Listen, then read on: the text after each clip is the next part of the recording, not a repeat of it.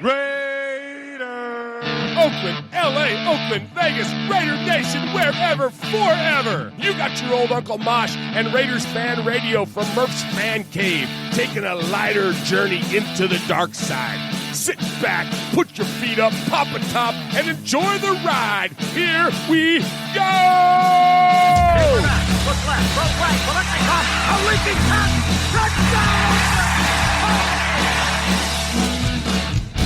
We miss you, we love you, and we'll see you in the Hall of Fame.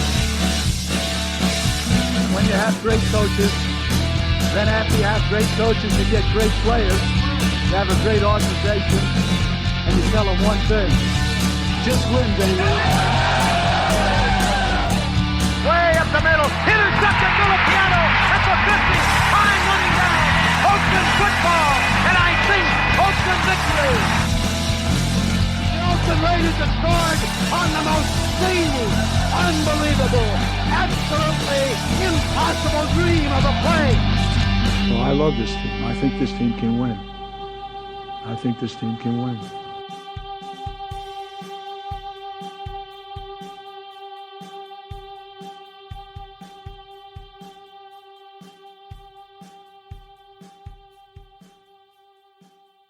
I guess I turned to hit the button there. What is up, Raider Nation? Your old buddy Murf back once again for what we hope to be a fantastic episode of Raiders Fan Radio, episode number 152 of Raiders Fan Radio, coming to you live from Murf's Fan Cave, the palatial Fan Cave studios here at palatial here in the Murf's Fan Cave podcast network, the ever expanding Murf's Fan Cave Network. So we will have plenty to talk about there. We got some fun, exciting news tonight. We're going to go over some fun news. We got some respects to pay, some condolences to give, and then we have some fun segments to get to as well. We're going to go in. We're going to go ahead and talk about Derek Carr. We're going to talk about the Chiefs game. We're not going to dwell on negative, but we are going to we're going to address the big old elephant in the room with number 4 on. Hey. What? Easy on. So speaking. So wait a minute. All right. Me and Swaggo were fixing to kick your dieting little ass. I was looking down, saying, I'm not wearing a 4. Okay, Yeah, so either. at the risk of getting punched, speaking of the elephants in the room,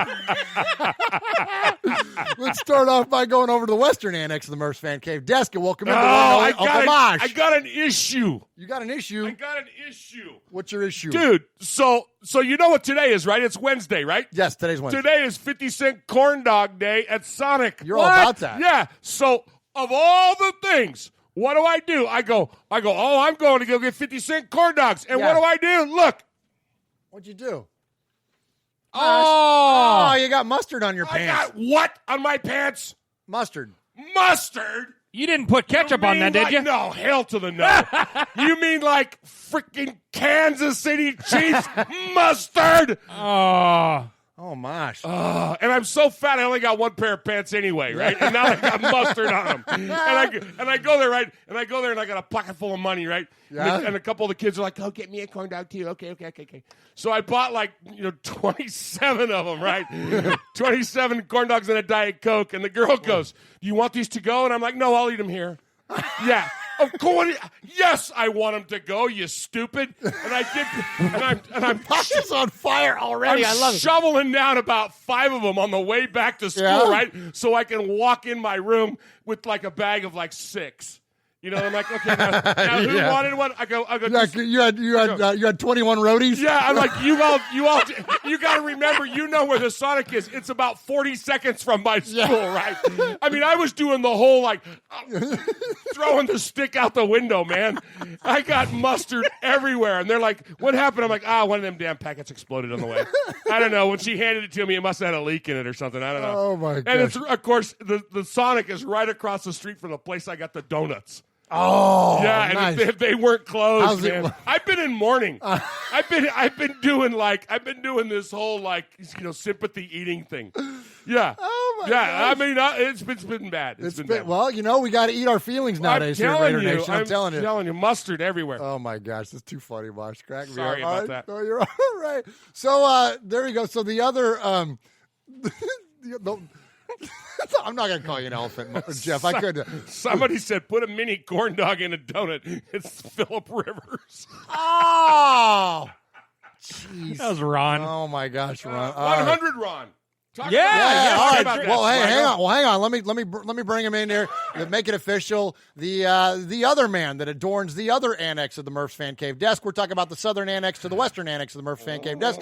Welcome in, Swag Jeff. What's up, Swaggo? Mosh is over here off camera going, Is my other pachyderm brother over yeah. there. It's whiteout night for old Swaggo. Yeah, you look good over there in your Well, white Josh yeah. Jacobs AFL jersey. Looking I'm all good. about it. You got the white hat. You even got the white kicks on that don't make it to the camera. Don't Well, you? yeah, I do, and I've got a Darren Waller jersey back here too. Oh my gosh, you're I'm out of just control. I got You stuff. are- I got stuff almost every day You, coming. you got swag on swag. well, yeah. Swag goes to us earlier. He goes, "Hey, I'm gonna start a fund me page for my house note because I got so many damn jerseys. Yes, I we can't do. Oh, afford yeah. You need a wing For sure. You need a western annex to your house so you can house your swag. That's right. So welcome to the show, Jeff, and please shout out the chat there while you're Yeah, at it, we Mr. got Social everyone. Media We Director. got the Full Metal Mexican, Todd Clements, Raider from Rosa, Raider Born Rico, Mojo, Herman Munster, Full Metal Mexican, D the Sun, and Ron the Mater Raider in there. And this is his 100th episode. He was Ron. made 100 episodes ago. So Century Ron, here's to you, brother. Congratulations, Ron. We need like a Ron thing.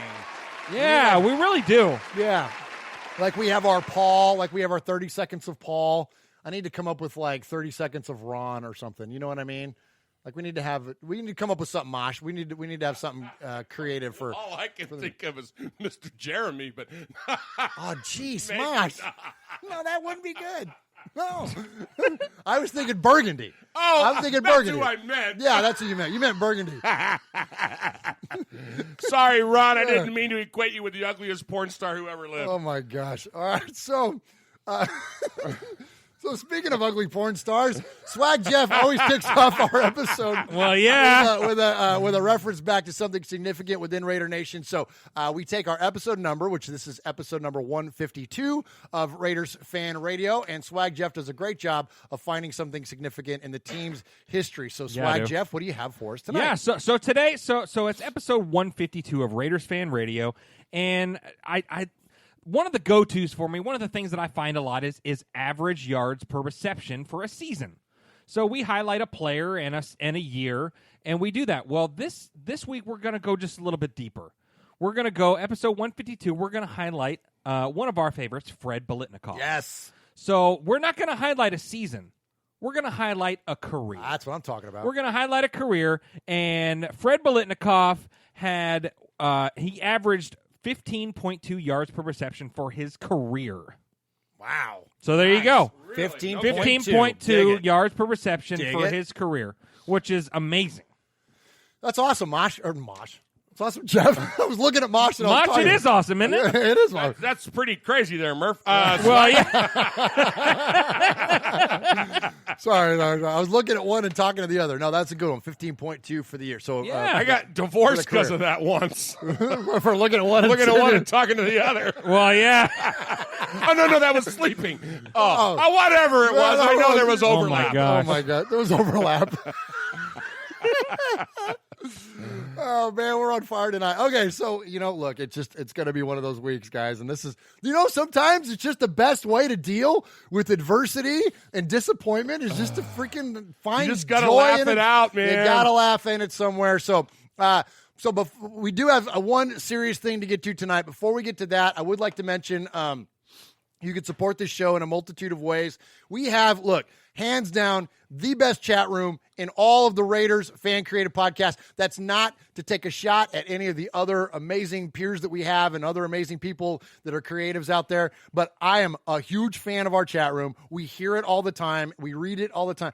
You guys are the absolute best. If you want to jump in and join us in the chat, you can see us live every Wednesday night, usually between 6 and 7 o'clock Central, somewhere in there. And join us, youtube.com/Murf's Fan Cave. That's MURFS Fan Cave. Join us there. Please like the video. Please subscribe to the video. It really helps us out a ton by getting our numbers up there. Smash the bell, as the kids say, and never miss any of Raiders Fan Radio. The other way is that you can subscribe to us on any podcast service. So there is Stitcher, there is iTunes, or now Apple Podcasts, there is Google Play, there is iHeartRadio, there is Spotify, there is anywhere that you can find a podcast, you can find us. So please check us out in this way and subscribe to us there. Those of you that have followed us on our app is no longer going to carry the newest versions of the show. When we joined up with this new service that's now helping us promote the show and market us, and we insert the ads and all that stuff. Anyways, we had to move away from using the app, but frankly, only a handful of you listen to us on the app anyways. We appreciate those of you that did, but by far, the majority of you listen to us on the Apple service or the Google service, or as I mentioned, the other things like Stitcher. So if you don't have one of those on your phone, if you're an Apple user and you don't use Apple Podcasts, well, then please do. And then same thing if you're an Android user. I use Podcast Addict. And you can find that in the Play Store. You can download it. And it's really, and the reason that most people don't use an app and do like what I do is you have a congregators, because I listen to a lot of other stuff too. I listen to, whatever, all kinds of different stuff, Kevin Smith and Jay Moore and Tech Podcast. I listen to a whole bunch of them anyways. And so you can just include the Murph's Fan Cave feed in with all of your other podcasts. So whatever service you use, just search Murph's Fan Cave and subscribe to us, please, in that way. And it helps support our show. Uncle Mosh. So, Swaggy, Yes, sir. you're kind of in the biz like me through proxy, through your old man. Okay. What do they call it? What does Holly call it every morning when she says, "Hey, coming up after this commercial, What's that, a tease? a tease." A So, tease. Murph, you just talked about, this is called Segue. Yeah, I like Murph, it. you just talked about our group, our whole thing, our whole RFR, Murph's Fan Cave thing. We're expanding.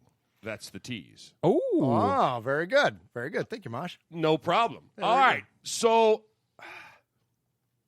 I want to bring it down just for a hot second. Yes. Here on Raiders Fan Radio, we don't give shout-outs. We don't give, like plugs and thumbs up and all. Nothing wrong with all that stuff, but we give respect. Yes. Okay? So today, I got to go back to our trip to California. I had an opportunity to meet one of my all-time heroes. I got an opportunity to meet George Atkinson. Okay? He was an amazing player. Everybody that, the guy just hit like a freight train. I mean, he was amazing. And today we have to mourn the loss of George Atkinson III.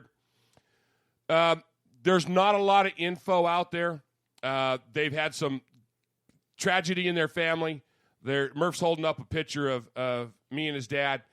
And, there's just some things in life that sometimes, you get down, you get to a point that you just, we don't know exactly what happened. I don't know that we ever will know. It's really none of our business. What we do know is that he's gone, and he was a Raider. He was born into being a Raider. He'll always be a Raider, and we mourn his loss. I just, having buried students over the years, and some of them, with situations that were suicide kind of stuff. I just want to say that there's a National Suicide Prevention Lifeline. They don't even call it a hotline. They call it a lifeline. It's 1-800-273-TALK. That's 1-800-273-8255. Text STRENGTH to the crisis text line at 741-741, or you can go to suicidepreventionlifeline.org if you're having any of that kind of issues, And, I mean, this isn't even a spot to make a joke, about, oh, yeah, well, we all needed that after that awful loss. It's not that kind of a thing. It's a legit thing. There's people with illnesses or emotions or things that they can't handle. And, again, we don't know if that was the case, but there is that in that group in his family. And I think it just needs to be said. We all need to check ourselves sometimes. And if we need the help, reach out to us, man, if you have to. If Absolutely. you can't get them. But we just you don't have to go it alone. Absolutely. So very well R.I.P. said, George Mosh. Atkinson III. Very well said, Mosh.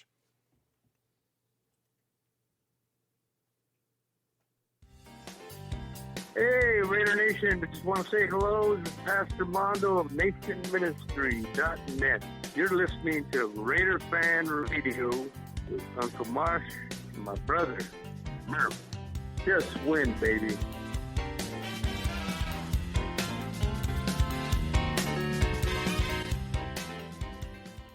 So, fellas, Yes. this is the third week we're going to do this. The third annual tweet of the week. Tweet of the week. The tweet of the week. I like the tweet of the week. So Murf and I were looking for our tweet of the week today, and we found one that just kind of tickled us. It just kind of cracked us up a little bit. And so the tweet of the week goes to JL Raider, who tweeted, "Drop your game prediction for this week. Here's mine, Raider Nation. Titans 182, Raiders 8." Oh, man. Wow. Hey, I'm glad he gave us the 2-point conversion. Yeah, well, and I saw someone reply and said, "Come on, man, at least give us 9." At least give us 3 field goals, right? Yeah, right? Yeah, that's pretty funny. All right, good job, JL Raider, and that's always fun. I like the new Tweet of the Week segment. That's pretty good. Wasn't a lot of funny stuff to read this week. Really wasn't. Really wasn't. I saw a bunch of tweets from AB84, but they just made me laugh for different reasons. I know, right? What a big stupid. What a chump that guy. We need to resurrect the big stupid segment, Mosh. And if Oh, that guy, my gosh. if that guy were even worth talking about, we could resurrect the big stupid segment just to call him a big stupid. That's just, oh my gosh, he's such an idiot. All right. Such a big stupid. He's such Big a big stupid. Such a big stupid. All right, so this is cool. All right, this is really fun. This is one of my favorite things to announce here in a long time, and that is the expansion of the Murph's Fan Cave family. This is really a family expansion of family because this guy was already kind of part of the family. But for those of you that are aware of Made Man Mojo Raider, he is a longtime supporter of our show. We got to know Mojo actually through his son, Max, who called us, and Max was the first made man on Raiders Fan Radio to get made off of his first call, and he was great. I need to dig that up and play it. It's basically him just yelling Raiders at the top of his lungs. It's amazing. But so we got to know Mojo through his son Max, and Mojo has not only become part of the family here, but he's also taken on the creator mantle and has started Mojo's Pod Show. Yes. It's a YouTube show, and it's great. And it's not just great because he has a lot of our friends on there, because he's had Aaron on there, and he's got Big Raider Trucker on there, and he features Swag Jeff's phone calls and Sugar Shane's phone calls and a lot of the familiar names and faces that you know from around here in Raiders Fan Radio. But I think it's a quality product. Mojo's a very genuine guy. I think that comes across. His passion for the Raiders definitely comes across. And, we've had a ton of respect for him for what he does for his day job when he defends our democracy every day when he goes to work. But outside of that, I just respect the heck out of him as a Raider fan. And I think the direction that he's going in with the show is awesome. So Mojo and I have been talking, and we're talking a little bit about getting his show, the audio version of that show, uploaded as a podcast, much like what we do with Mondays with Mikey and Murf, where I take the audio version of that show and upload it to the Fan Cave Network. Well, I'm very proud to tell you all tonight that Mojo's Pod Show from now on will be an audio version, will be played and featured here on the Murph's Fan Cave Network. That is awesome. That is awesome. Welcome, Mojo. Welcome to the family. Absolutely. So, what's great about Mojo is, there's a lot of things. The man can cook. Okay? Oh, yeah, he can. That's Right? why I'm Yeah. like, well, maybe we're... and he's a connoisseur of beer. Yes. And so, if you like the frothy malt beverage, tune in. Mojo's always given. This past week he did Russian. It was Russian River Distillery. Okay. And it was formerly I think it was Big Fat Pig Lady or something. I don't know. Yeah, something like that. Yeah. And I love it because Moj just doesn't Moj. The Moj. Well, he's the part of the family. He's got to get a nickname. Yeah, Well, yeah. So Moj just doesn't, he doesn't take a sip and go, that's very good. He takes a sip and goes, He goes ASMR with it. and then he goes, and then he did this. He goes, tangy. I love this guy. Yeah, that's one of my favorite segments on the show. Yeah, and of course, he's always talking about us, and he's talking about the chat, and he's talking about all the guys that are in his tweet. So, yeah, you don't want to miss it. But the coolest thing, now that he's part of the family, I don't have to drive to work anymore watching the YouTube. I can go back because I got an hour drive, so I can go back to napping when I'm driving. Yeah, and I can just turn it on the podcast, I can just hear him going. Tangy. There you go. Nice. Congratulations, Mojo. Welcome aboard, my brother. Absolutely, man. We're so proud to have you, and it's going to be a lot of fun. For those of you that aren't familiar with the show yet, you will be. For those of you, again, that subscribe to the network. So when you subscribe to the Murph's Fan Cave Network, you get this show, the flagship show, Raiders Fan Radio. You get Mondays with Mikey and Murph, which just kicked back up this last Monday, and I think we're going to have a good run here for the rest of the way out for the last 4 weeks of the season. So expect to hear those. You can hear the Fan Club Blitz with Splatterhead, Tom, and Fitz. I have a new episode of that show to upload tomorrow night. You can hear Tales from the Nation one of these days when Swag Jeff decides to come over to the house and do a show. Oh, don't give me that crap. I'm just kidding. Okay, that's a tough one for us to squeeze in on our schedules since now Swaggo is so much part of Raiders Fan Radio. And frankly, if we have a choice to have him be part of a show, we'd kind of rather have him here than do Tales from the Nation. So, but I promise that will be a priority at some point. Probably the off season. We'll probably start hammering those. Oh my gosh! During the off season, we're gonna pump. Probably them out. hammer those out. So, and then now Mojo's Pod Show you will hear on the Murph's Fan Cave feed. So appreciate you for all of your support, and again, proud to welcome in Mojo to the Murph's Fan Cave family. Nice. All right, boys and girls, pay attention. You got your old Uncle Mosh here with an update. That's right. I got some stuff for you. Take out a piece of paper, a pencil, a pen. Heck, use your pocket knife and carve the info into your dashboard as you're driving down the highway. First off, you need to like us on our fan page on Facebook. That's right. Go to Facebook at Raiders Fan Radio Podcast. Don't forget about the Twitter. You know your old Uncle Mosh, he twits now. That's right.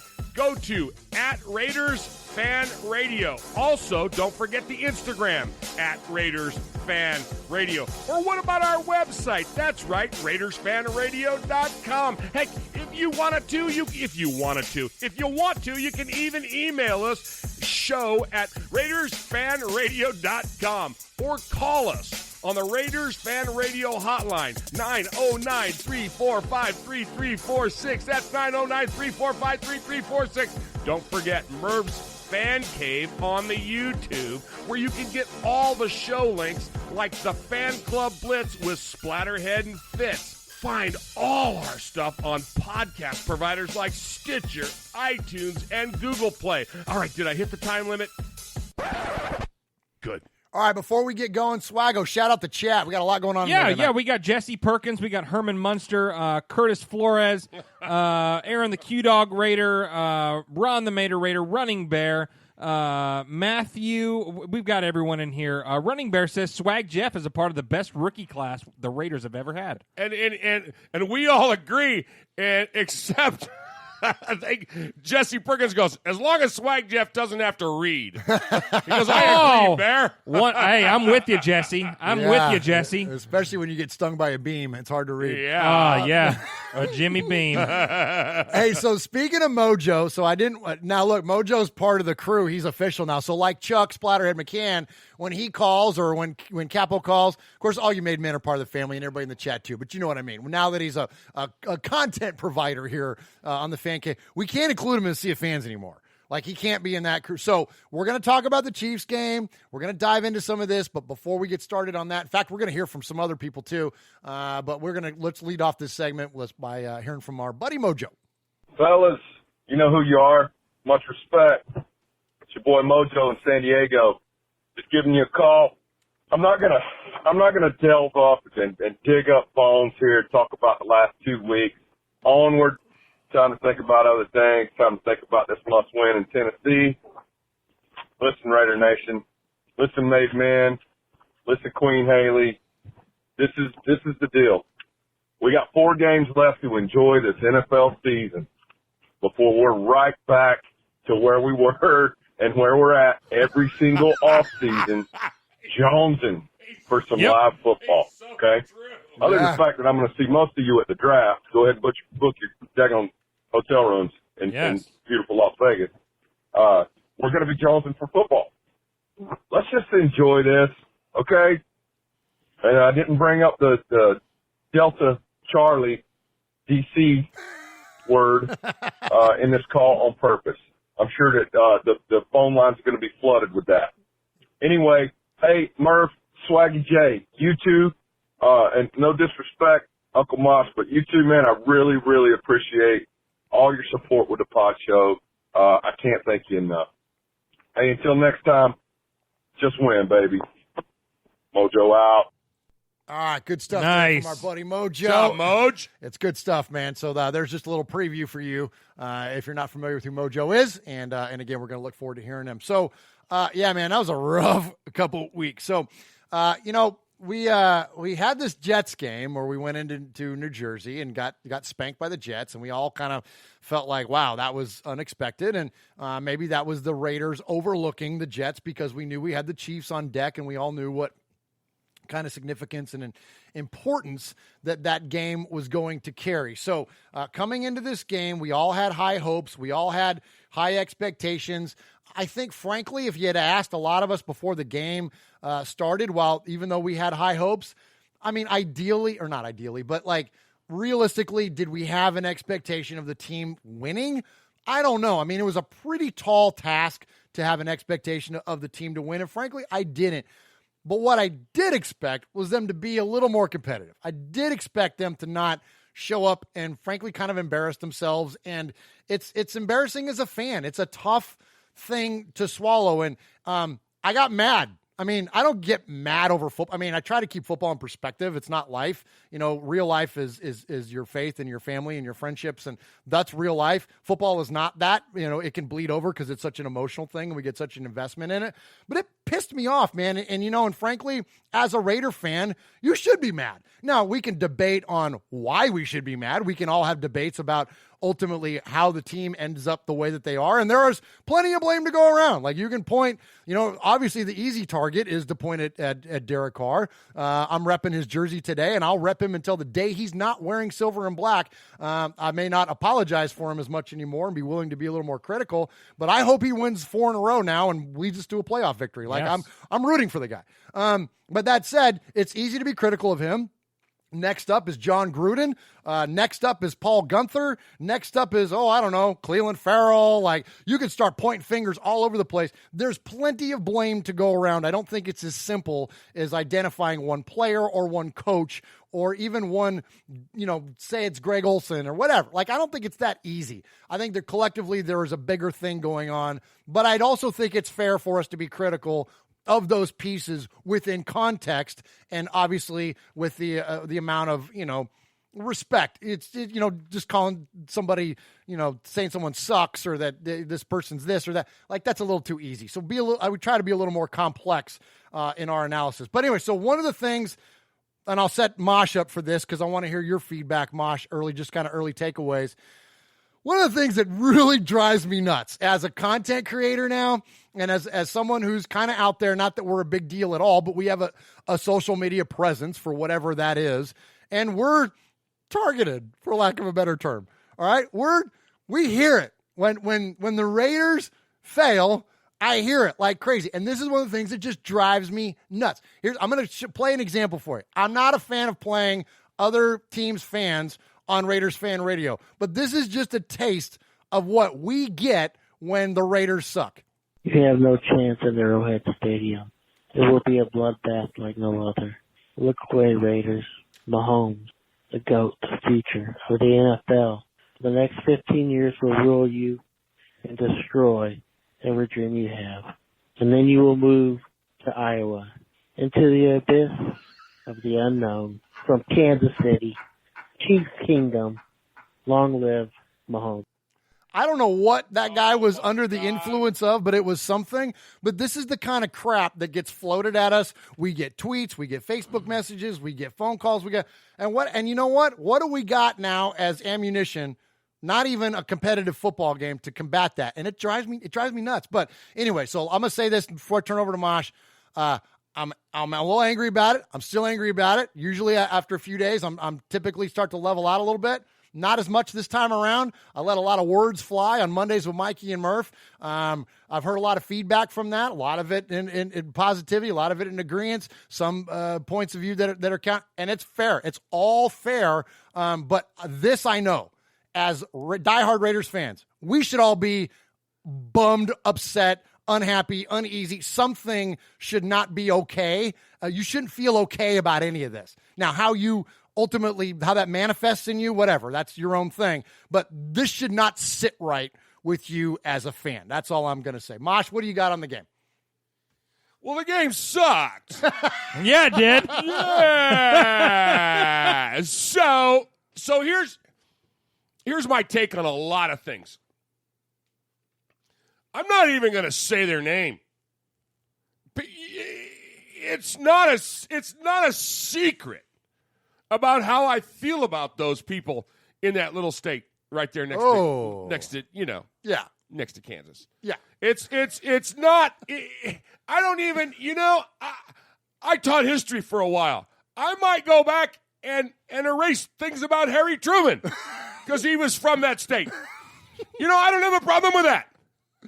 I hate them. I hate them with every passion and everything that I can muster up. Mustard. I almost talked about the color of mustard again. But I love my Raiders. And here's what Running Bear early on said, when we start losing, and it's easy for us right now to say that Carr's a target. Okay? Yes. I want to go back. I want to go way back. And I want to go, wow, after that crap year we had last year, everybody was saying, wow, a 500 year would be great. A 500 year would be great. Man, if we can get to 8-8, if we can have a 500 year, that would be great. Guys, we're at 500 right now. But nobody's saying that's great.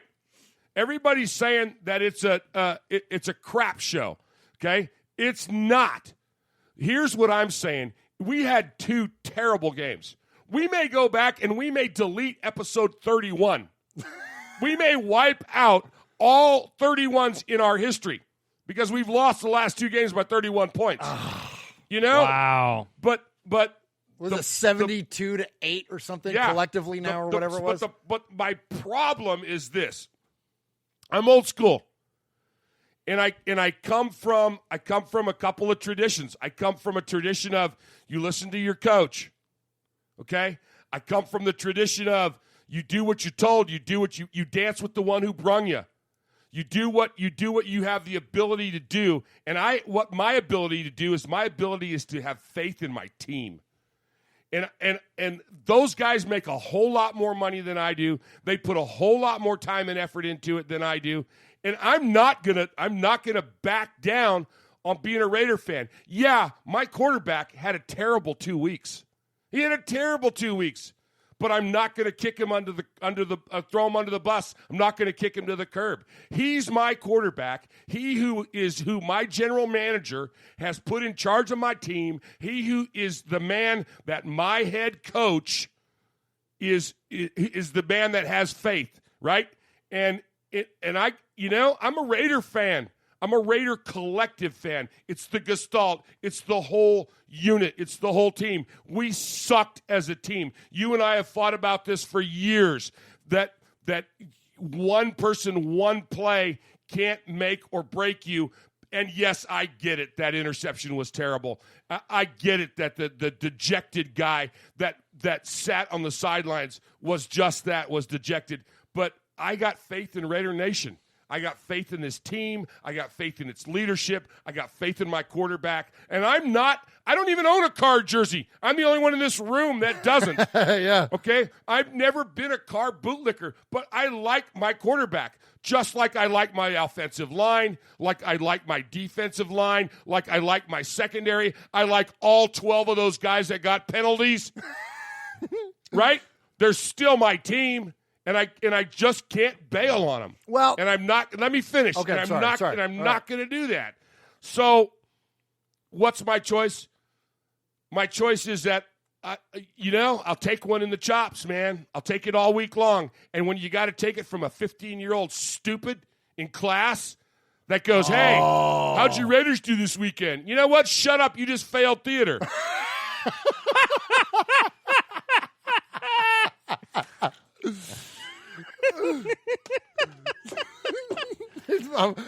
Mosh leans back. I guess now you're done. Well, yeah.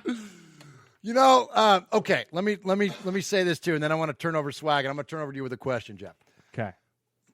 I'm with you 1,000,000%, and I think that I hope that everyone in our chat room and everyone that listens to us is the same. If your Raider fandom wavers, then I think that's a different issue. And I think that then you're just a bandwagon fan. Like, you got to ride or die, like, for real. Win, lose, or tie, Raiders till I die, loyal to the soil. It's all that stuff, from the womb to the tomb. That stuff should never waver. And that's why, as much as I was critical of Derek Carr Mondays with Mikey and Murf, and we'll probably be critical of him through the course of this show, my support of him will not waver. He is our quarterback. He is our leader. And while things may happen around him or that he does that don't sit right with me, it doesn't mean that there's going to be a lack of support. So Mosh and I 1,000,000% agree on that. Now, we differ a little bit when it comes time to assign opportunities for improvement, to use a corporate term, right? We won't say blame. We'll just say, okay, what are some of our opportunities to improve on? So we have a little bit different of a viewpoint on that, which is fine, and that's what sports is all about. It's all about healthy debate, and if anything on this show, I hope that you all can see that Raider Nation, you can have a healthy debate amongst one another and not have it devolve into name-calling or whatever, because there's been a lot of trash on social media this week. And if you're engaging in that, in vulgarity and taking shots at one another and threatening harm and all that, check yourself. It's still freaking football, man. Take it easy. But I think there's a fairness to debate on this. And like Uncle Mosh always says, debate is one of the highest forms of education, right? Education, absolutely. So look, you can debate on this stuff, and we don't always have to agree, but just be respectful of one another when you do it. So speaking of all that, so Swaggo, I want to throw to you, and I want to hear from you on this. Okay. Here's a question, okay? And this is where ultimately my brain settled after this week, because there was so many emotions and so many thoughts and so many things. And as you guys know, anybody listening to this show long term, I'm an absolute diehard Derek Carr fan. I think he's an amazing human being. The guy brings people to Christ, for crying out loud. In terms of life, he's winning, okay? But on the field, it's a little bit different. And so my question to Swaggo is this, is that in terms of Derek Carr, when you remove his leadership from the equation, when you remove his ability to influence lives and all those wonderful things off the field that he does, when you take away the leadership, the good guy, the family man, all that stuff, when you take that out of the equation, what is it that Derek Carr is doing right now today that warrants his unwavering position as the starting quarterback, undisputed starting quarterback of the Oakland Raiders, and his salary? And where I'm going with that is that I think at this point it's fair as a business operator, John Gruden, Mike Mayock, Mark Davis, to consider at a minimum competition at the quarterback position in the offseason. So, Swag, what is it that Derek Carr is or isn't doing that warrants now that conversation? That's a tough question. It's a tough question because you took away the one I was going to say. It's just his leadership. He really does. He hypes up the team. He gets everybody ready. But he's doing what the coaches are telling him to do. And there can be arguments to say that, he gave up on some plays. He threw the ball into the dirt a couple of times. I don't know if he's making the extra effort to make plays happen when plays aren't there. You look at some of the other quarterbacks in this league, like a Lamar Jackson or like a Deshaun Watson or like a Russell Wilson or some of these other guys. Josh Allen in Buffalo. But some of these, I love that kid. Well, oh my yeah, gosh, we had a blast. so much fun. I love that kid. So much awesome. fun. Yeah. Yeah. But you look at those guys, and when plays aren't there, they make something happen. And so I got frustrated watching Derek Carr throwing the ball into the dirt on 3rd and 8 or whatever, and it's just it was frustrating. It was frustrating to watch, and and like you said, I love the guy, and if he's in silver and black, I'm all about him. And and yes, and as a man of faith, for him to minister to people and to bring them to Christ and all this stuff, it's an amazing thing. But I don't know. The last couple of weeks, it really has started to make me down a little bit. Just a little bit. And so I don't know. Mosh, what do you got? I like that question, and I like the fact that it's a hard one to answer, because I like the hard ones. I'm not gonna shy away from it.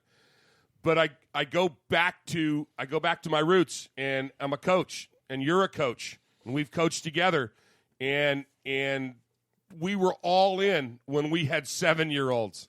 Yeah. I mean, we spoke every day. We were stupid about it. But we had fun with it, and we taught things to those kids, and we taught them how to win, and we taught them how to lose, and we taught them how to play the game, and I go back to, so what does he offer that's worth $22.5 million? I don't know. I know that he's broken all the records. I know that when he's on, he's on. 4 weeks ago, when he was diving into the end zone, when he was making the long ball, when you and I were standing in your living room screaming, "Where are the Carr haters now?" Well, just wait 3 weeks. And they're on RFR. But I do know that there are people that make a whole lot more money a year than you and I do, that have forgotten more about football than you and I will ever know. Yes. And they have the faith in this man, and they're leading my team. And so they're seeing something that's worth $22.5 million. And until that goes away, and when he's traded or he's done, I'm done. And I'm on to backing my next guy. I probably won't have his jersey either, but I will. That's, yeah. And as big as you're getting, I could borrow it. Well, come on, sorry, man, Swaggy. Man. I'm sorry. My gosh. But you know what I'm saying, and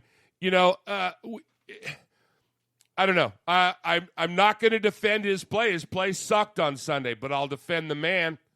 No doubt. And I just they're seeing something in him and in this process, and I think the chat said it 2 or 3 times. Swag, I think they said we're building a dynasty. We're not just building for 1 year, or we would have never signed Gruden to a 10-year, $100 million contract. Right.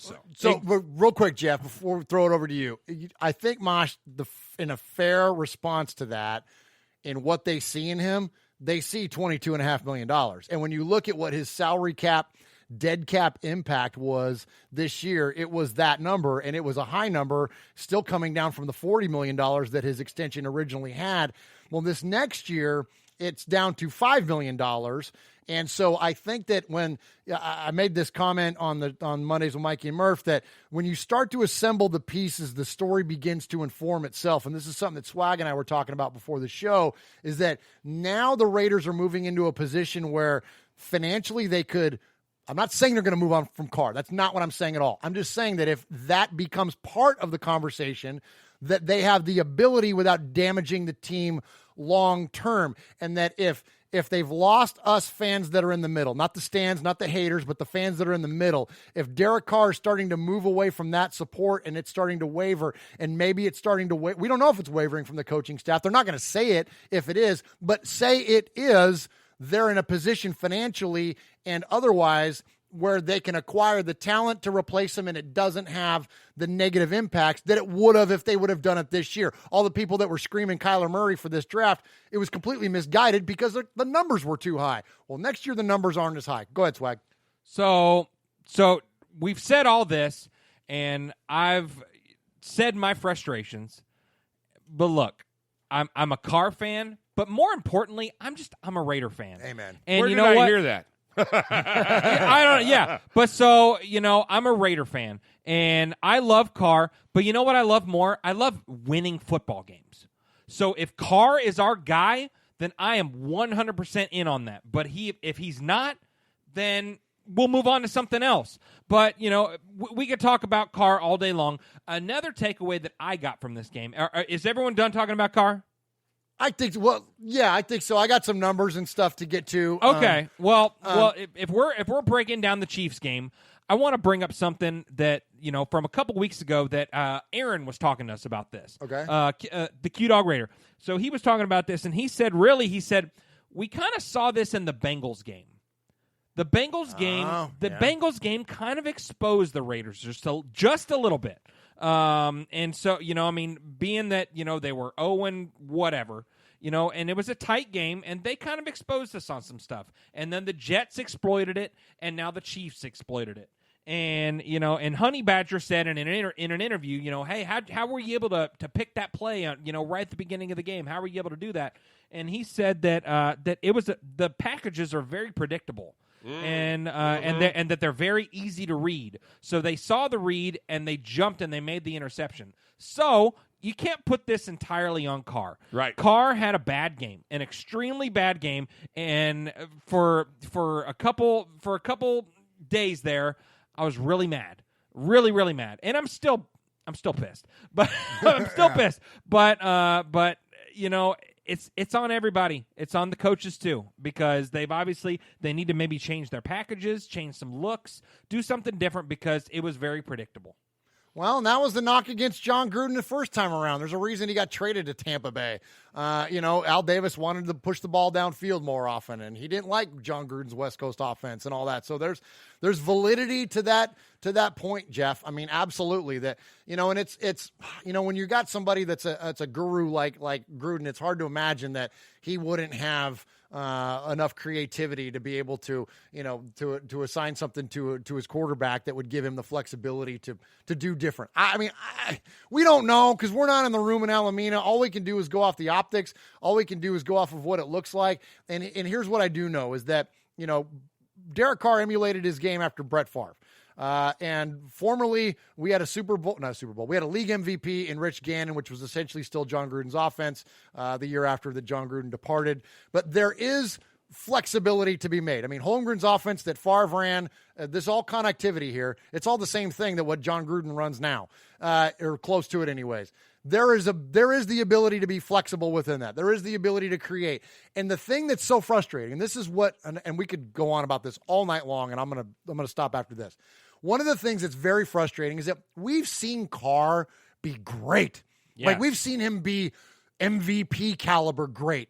We've seen him we've seen his aggressive play. We've won 6 games, Oh my, well, and not even just this year, but throughout his career. I mean, absolutely. Everybody talks about 2016, but when you roll back the clock to 2015, he threw more touchdowns in 2015 than he did 2016. Right. 32 touchdowns in 2015. This guy's been great before, so we know he has that ability. So it's frustrating as a fan when you see check 1's not there, check 2's not there, check 3, oh well, in the dirt. Like, that's frustrating because we know he's got the ability to go way beyond, to be more like Favre, to be more like Gannon, to take that thing to the next level. And that's where it's like, damn it. That's when you're watching it. You're just like, come on, Derek, you're better than that. And so one more thing, Swag, and I'm going to give it to you, and then I'm done on this. When we look at Carr, I'm not going to give you all Carr's career stats. You asked me if we were done about Carr, and this is why okay. I said no, and this is why I bounced back to it, because I think this has a lot to do with coaching and a reflection of it. When we look at Derek Carr's stats, he's thrown 138 touchdowns on his career and only 62 interceptions. He's got 21,000 yards. He's got more completions than Kenny Stabler. He is, by all likelihood, going to end up being statistically the best Raiders quarterback that we've ever had. That said, when you look at Pro Football Reference, and this is where I go for a lot of our stats that we share on the where I show. go too. It's a great site. For those of you that that know us, we hate math, but we love numbers. All right, well, they have a really cool aggregator on their site. And what they do is they take players and they put them into this aggregator, and it spits out comparable players, okay? So you can look at players in terms of their careers and who they compare with. So this is what Derek Carr, career-wise, compares to.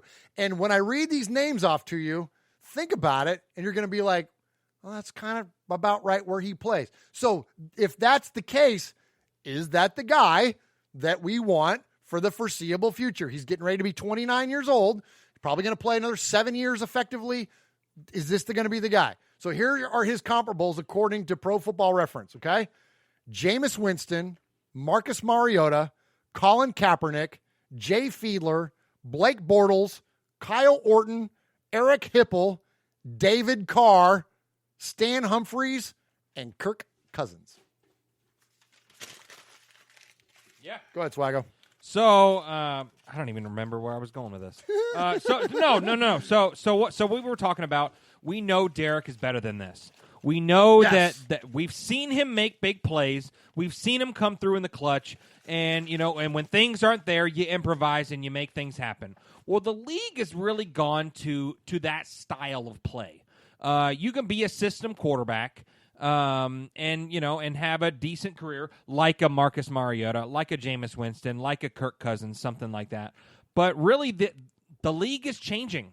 The league is evolving, and you need guys that can make plays, can make things happen. We just talked about Lamar Jackson, Deshaun Watson, Russell Wilson, Patrick Mahomes, all these guys that they're a dual threat.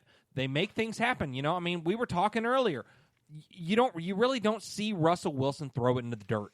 You don't see these guys doing that. And I'm not knocking Carr because I love Carr, and I think that's the most frustrating part about all this is that we've seen him do it.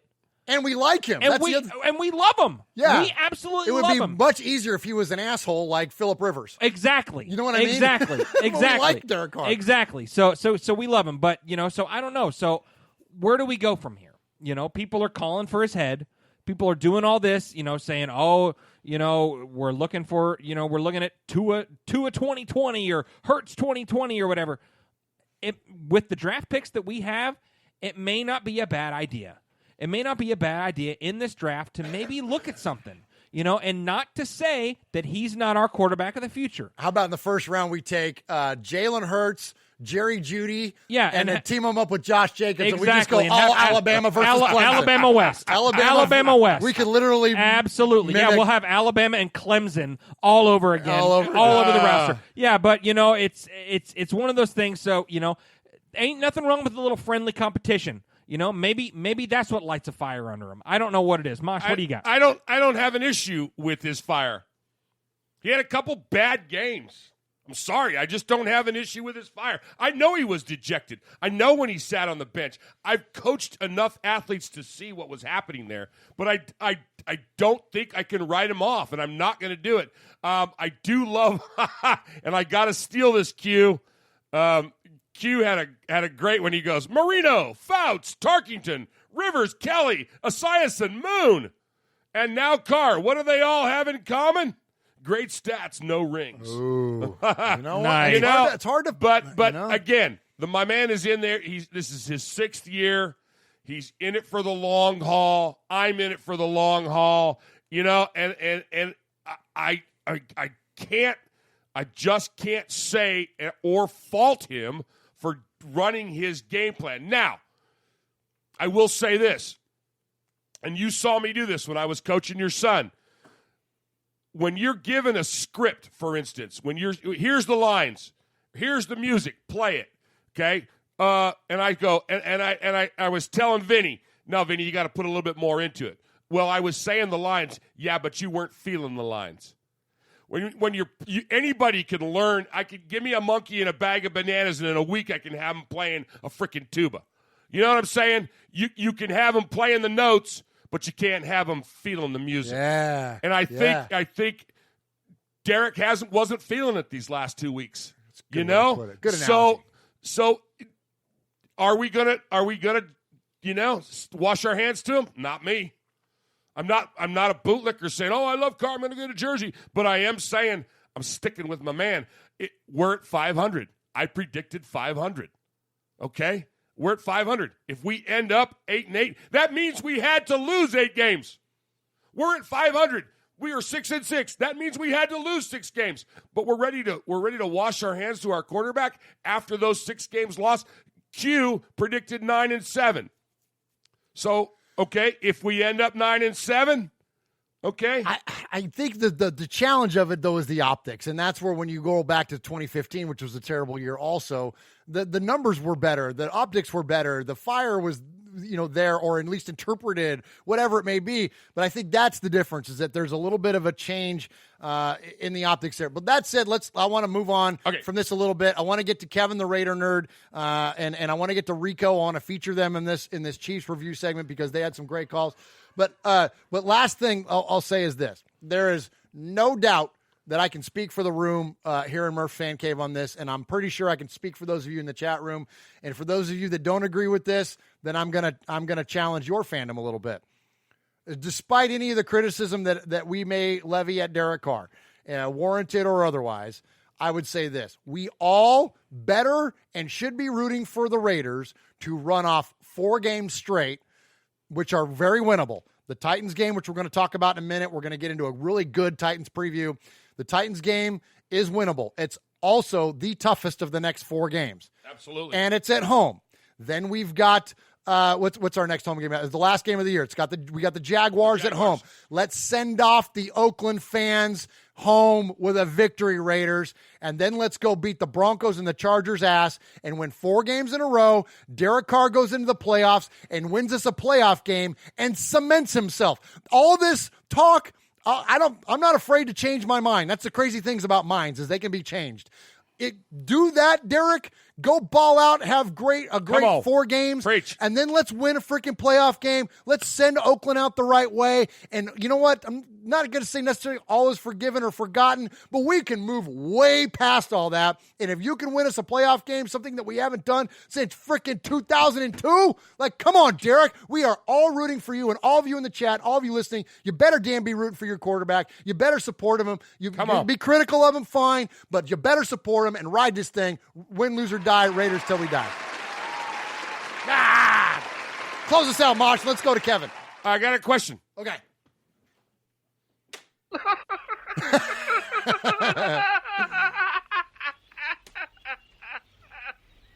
And now for something completely different.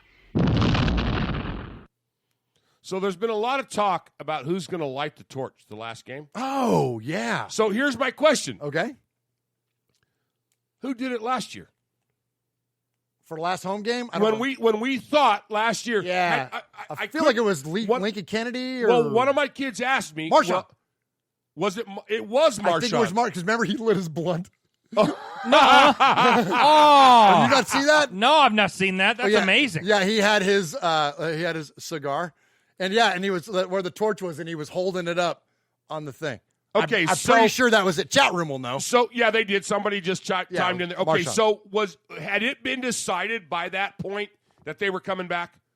Or was that supposed to be the last game ever? I don't remember the timing. I don't remember. One of my kids asked me that, and he said, who's going to be the last one to light the torch? And, we had talked about Madden and all the players, blah, blah, blah, blah, blah. But I couldn't remember us having this conversation last year. I don't think so. I felt like it was later on that they announced it was going to be it was after, because remember there was all that talk about Birmingham and there was all the talk about Arizona. Right. That was all way after. That was in the summer. So it had been decided early on, or early enough on, that Marshawn would be the last one to light that. Yes. Okay. So I guess I don't remember all this hype for that.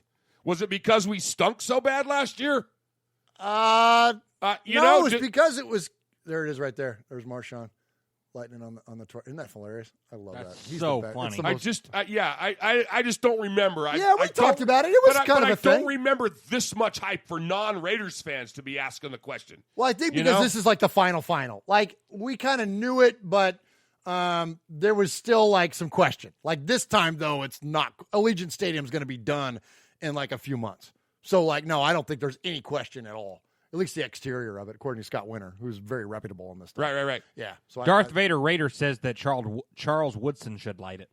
Yeah, it wouldn't be bad. I mean, I hate his 7-year, weekend in Green Bay, but I mean, he represents Oakland very, very well, and so now I think that would be a good one. Sure. All right, let's go. Let's move on from this. I think Kevin the Raider Nerd's got a little bit to tell us about Derek Carr, but I wanted to feature him and also Rico in this segment before we move on to the Chiefs game.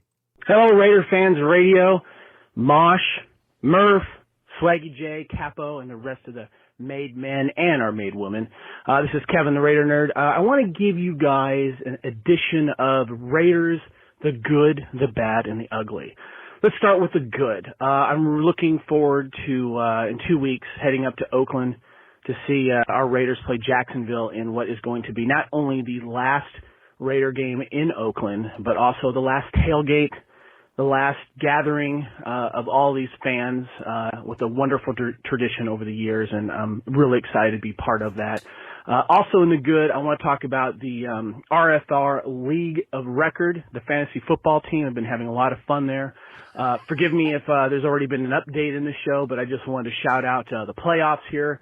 Of course, we've got Techno Bowl Raiders and Scottish Raiders having a bye because they're doing really, really well. Myself and Rough Raiders are going up against each other in the playoffs, along with Gruden Grinders and Capo, followed by the rest of you participation winners, Tida Raider, Royale with Cheese, Metcalf Bumbled, and Swanky J. I just had a blast in this league, and I hope that we get to do it again next year. So please make that happen.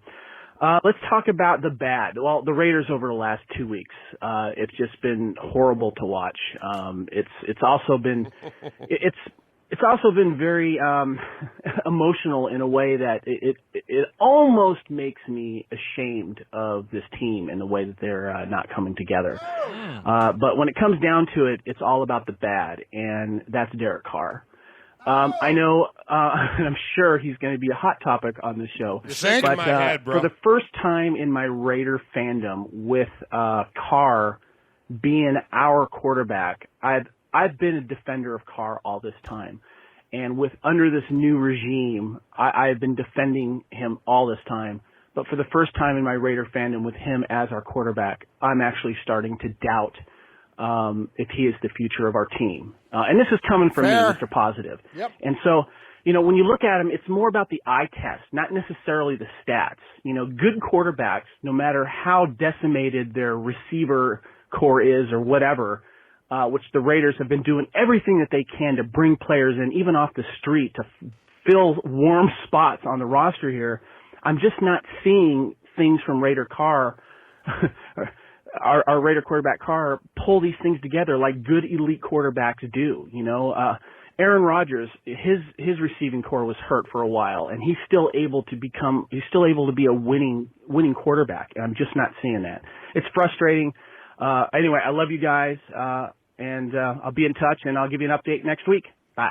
All right, appreciate it, Kevin, the Raider Nerd. And yeah, I think that's ultimately the message, is that it's just starting to waver a little bit, and that historically has not been a trait for those of us that have kind of, been in the middle. Again, you're not a stan, as the kids say. You're not a hater, but you're just kind of in the middle. You're a Raider fan. Like, we're team fans, and so we support our quarterback, but there's been a little bit of wavering at this point. All right, we're running a little bit short on time, so I'm going to bounce into the next message that I wanted to play in this segment, because I think these are valid, and I didn't want to exclude anybody in the final 8 calls, so I just went ahead and lumped it in here. And so let's hear from our buddy in the Canary Islands, and that is Raider-born Rico. Hey guys, it's Rico here. So first of all, I want to pay all my respect to George Atkinson. Great man, strong man. I got the privilege to meet him in London.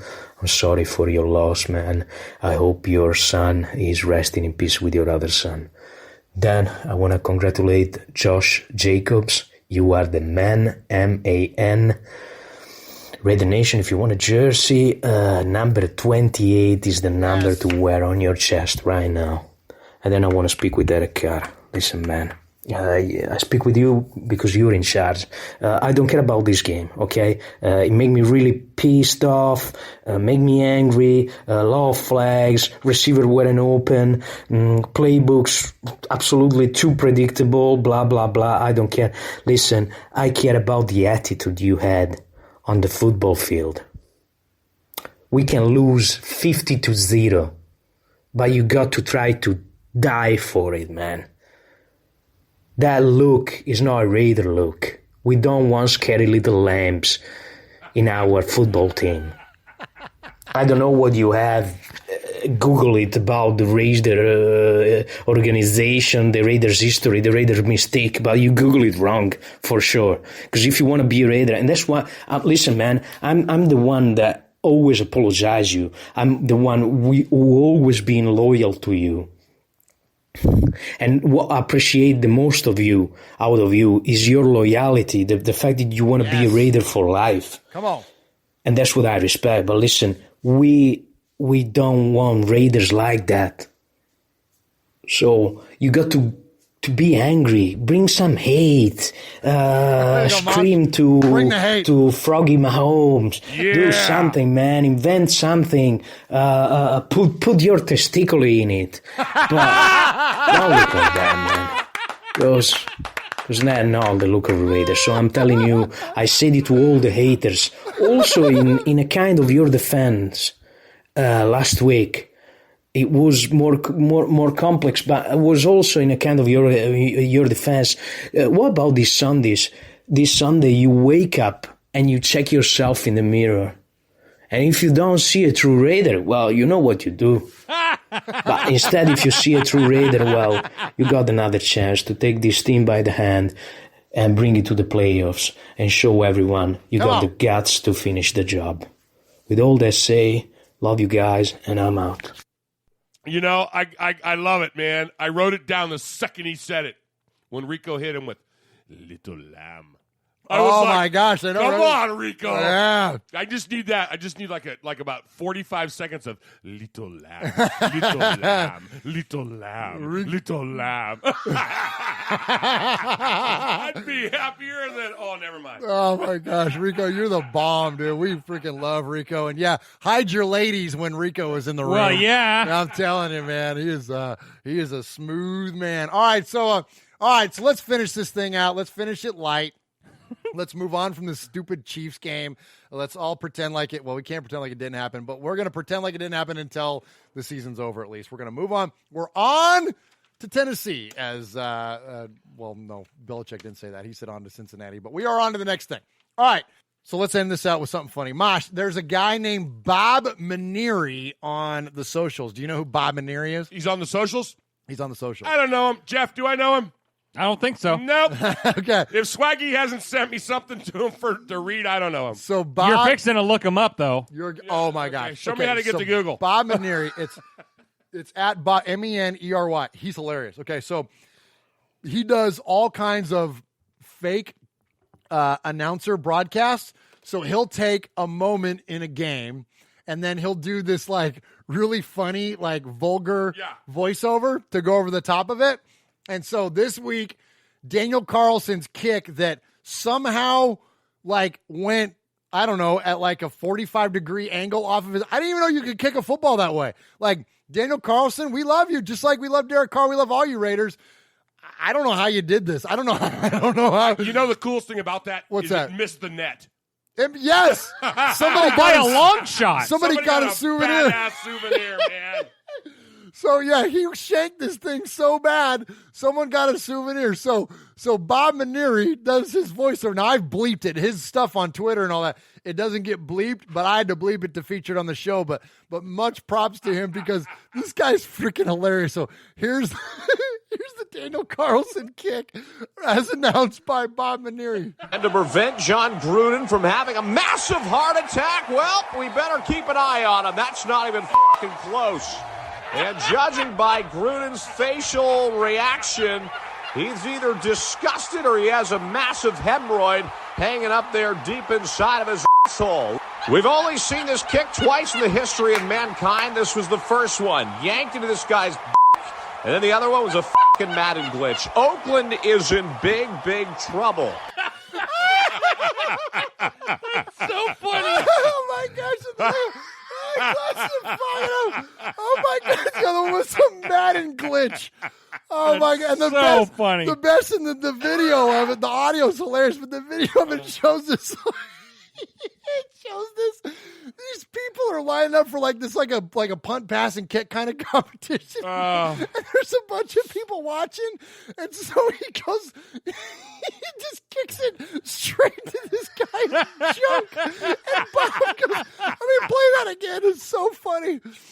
We've only seen this kick twice in the history of mankind. This was the first one. Yanked into this guy's and then the other one was a fucking Madden glitch. Oakland is in big, big trouble. Oh, my gosh. Oh, my gosh. Oh, my God. Okay, yes, you're right. You're right, Swag. I am going to look this guy up. Well, yeah. Oh, it's so damn funny. All right, Mosh. Let's go to the Titans game. Oh, my gosh. That is so funny.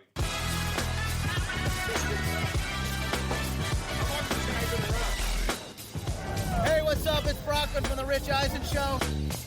And it's Del Tufo from The Rich Eisen Show. You're listening to Murf and Mosh on Raiders Fan Radio. Yes!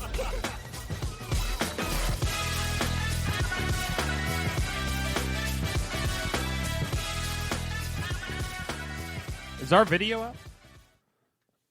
up? Okay, so sorry, so the Titans game. Let's talk about it. Mojo called this the Swag Bowl.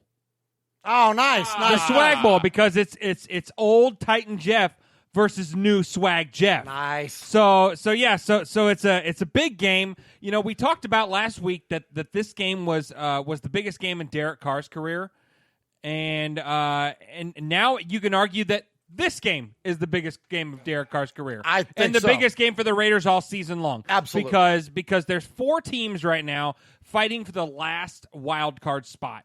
You got the Bills at 9-3, and they're running away with the first spot, obviously. And so then you got the Steelers, the Titans, the Colts, and the Raiders. And this game would be huge. This game is huge. And so we have a little group text that we have going on. Oh, there you go. That's from Kevin the Raider Nerd, right? He asked me to use the lens wipes in the chat. Well, so yeah. Thanks, Kevin. Absolutely. So we have a little group text going on, and they were obviously everyone was asking me about it. As a former Titans fan, current and forever Raider fan, they were all asking me about it. Said, so the Swag Bowl, well, what's going to happen?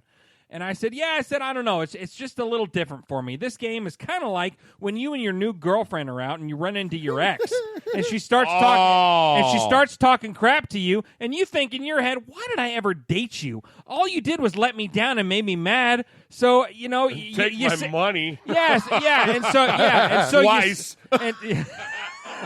So you see him, and you think, I'm not with them. It really doesn't matter. But you really don't want to see him happy either. And, and really all you really want to do is see your new girlfriend kick your ex's ass. Oh, there you go. And so that's kind of how I feel about this. So it's a huge game. It is a huge game. It really is truly the last chance for the season. I mean, the Raiders are now sitting at 6-6, and so we have 4 games left. The Titans are the toughest game, arguably, of these last 4. Division games are never easy, but considering we have a home game in L.A., and then, of course, the Broncos, where we've always seem to have played well. There's a shot, man. We got a really good look at running off 4 games here, but it's got to start here, right? So I think there's a lot of good storylines on this, and it really is a chance for the Raiders to salvage their season. And again, there's only 2 more Oakland games left. Let that sink in. We got 2 games left in Oakland, man, and this is obviously one of them. And it'd be really nice to see the Raiders beat the Titans. So in terms of a preview, I have a preview to play here. But before we do that, I want to make a point about it and then throw it to Mosh. In terms of gameplay, I think it really boils down to, not to pick at it, but Derek Carr's ability to play against the Titans secondary. The Titans have a legit secondary. Kevin Byard, MTSU represent right here. Kevin Byard is amazing. He's a baller. He's a baller safety. Dory Jackson is no joke. Logan Ryan is no joke. Kenny Vaccaro. They have a really good secondary. In terms of stats, their pass defense isn't as strong as what their rush defense is. But, they're going to challenge Derek. And we need need Ty Williams to step up. We still don't have Hunter Renfrow. Trevor Davis is gone. So who are we looking at as our number 2? Who's going to be our number 3? What's Darren Waller? How does he fit into that? There's a lot to be said there for how the Titans secondary competes against our offense, and a lot of it's going to boil down to Derek and, of course, how we run the ball with Josh Jacobs. A lot more of that coming up. That's where I'm going. Okay, that's exactly where I was going. You want me to do it after that? No, let me hear you first. I think our bread and butter this Sunday is going to be our run game. Yes, and not taking anything away from Derek, but I think our coaching staff is good enough that they're going to make adjustments. They're going to prep for this, like I'm sure they prepped last week, but we got shut down. I wish you would have played that clip of the Kansas City player who was talking about how they were stealing the calls and all that stuff.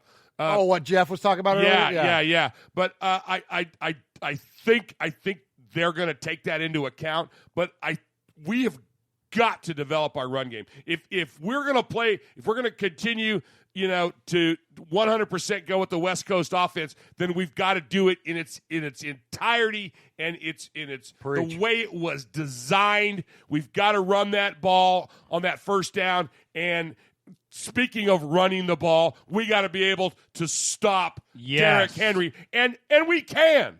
We can. We're not bad against the run. We've beat bigger odds. We shut out who in Chicago. Yes. In London when we played Chicago. Yeah. So we can do this. We got to be there. We got to all be on the same damn page and have the same damn playbook and just be. Rico would say, we just have to be of one mind. Oh, you know what I'm saying? Nice. Pull, Mosh. Yeah, absolutely. And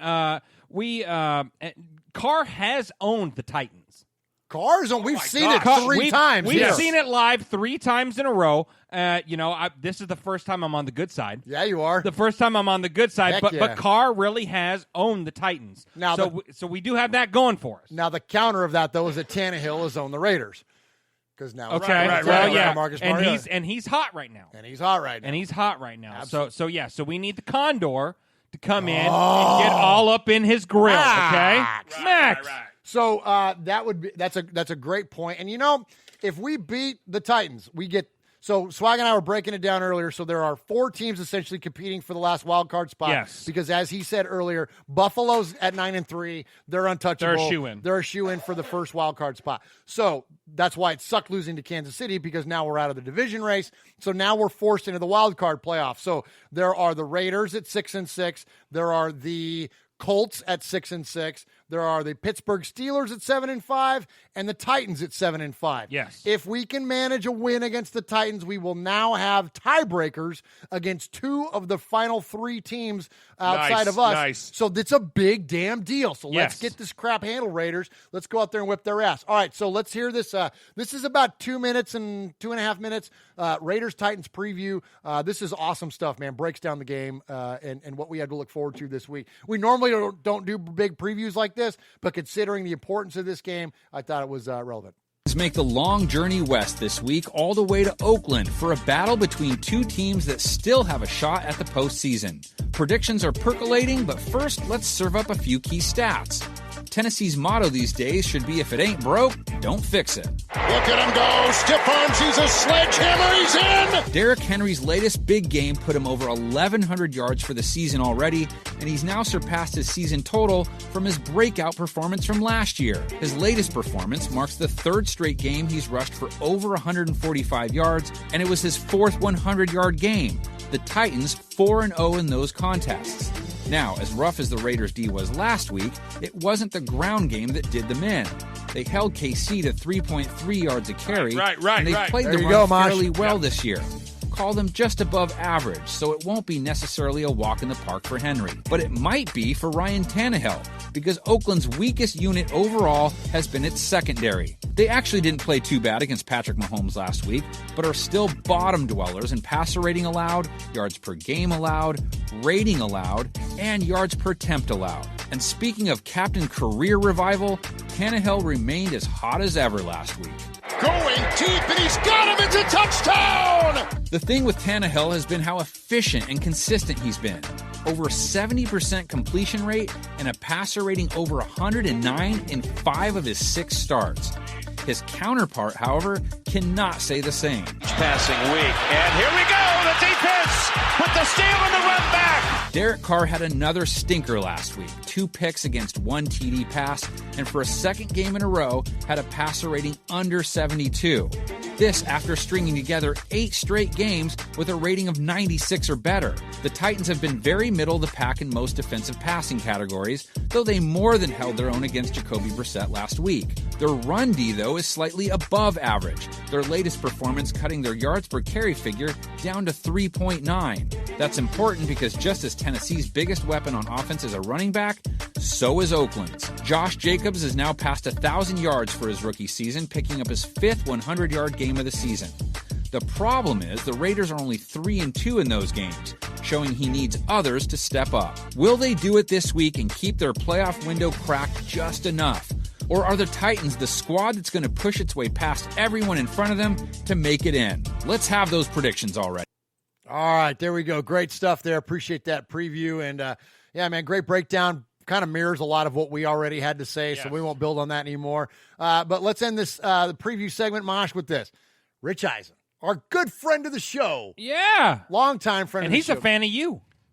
You know, we've had our moments. Oh, my buddy Murf. He's not just consistent, he's a man of his word. Thank you, Nice. Rich. Appreciate you, Rich Eisen. Appreciate Chris Brockman and Mike Del Tufo and the entire crew over there at the Rich Eisen Show.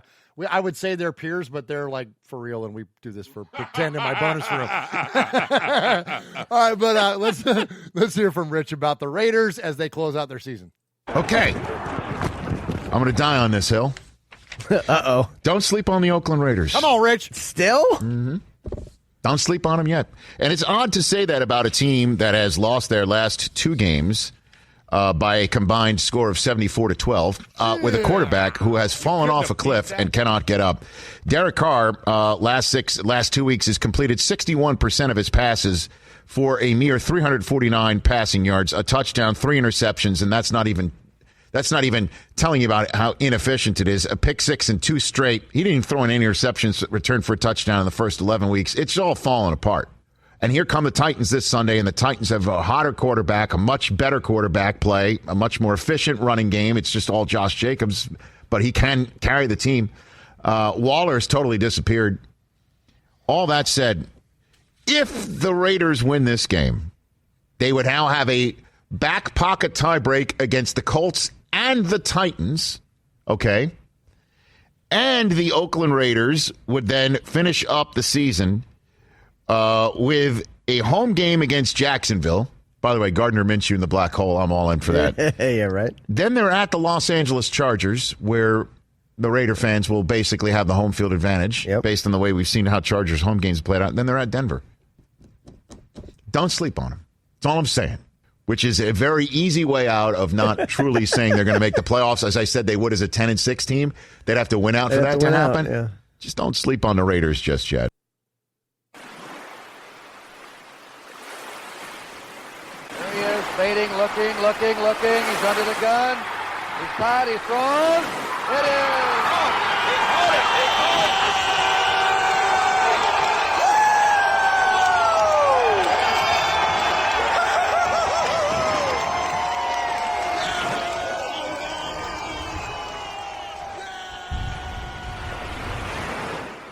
All right, Raider Nation. So one of our favorite parts of the show is, of course, the Sea of Fans mailbag. This is where we hear from you, Raider Nation. We hear from you via email or via voicemail. If you email the show an indefinite amount of times at show@RaidersFanRadio.com, we will call you a made man or a made woman.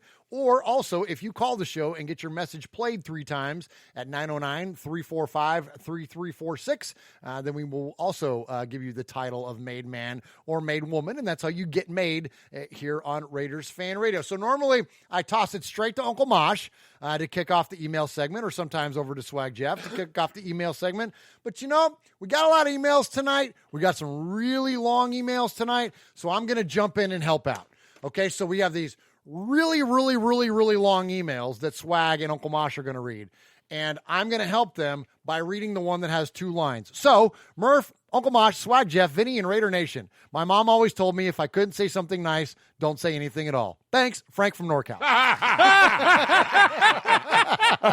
That's great. That's awesome. So there you go. So there's my contribution to the email segment today. Thank you so much, Murf. You're very welcome, and thank you, Frank from NorCal. All right, do you guys want to trade blows tonight? Mosh, you want to start? Mosh, you started off, Mosh. All right, then let's Swaggo. Go ahead and kick us off. You've got yours there. I'm good, bro. I'm good. Okay. So, Murf, Mosh, little Murf, 2-syllable Jeff, Q-Dog, Maiden Man, Vinny, and Nation. Man, what a couple of weeks, huh? We went for a 3-game winning streak to 2 consecutive losses and bad losses at that. I almost did not get to send this email as I had to get a chest x-ray. The x-ray showed I got a broken heart. The past 2 games were really bad, but last week's loss to the Chiefs was an absolute heartbreaker. Now, I always watch each week when the Murph's Fan Cave has their episodes, though maybe not always live, and I listened to Rico's take on the fans rushing to judgment of Carr. Then I watched Mondays with Mikey and Murph, and I heard what Murph said in regards to Carr. At risk of Rico's ire of the same, some of the nation's hatred, I've been looking cautiously at Carr since 2017. Nothing I can say will or should sway any fan from their position. So I sent some information. Now, I know that you do not do math, but are okay with numbers. So here are a few quarterbacks from around the league's records. Why did you got to put this guy first? Ryan Tannehill. I know, right? 47-47 career. Andy Dalton. 69, 58, and 2 career. Joe Flacco.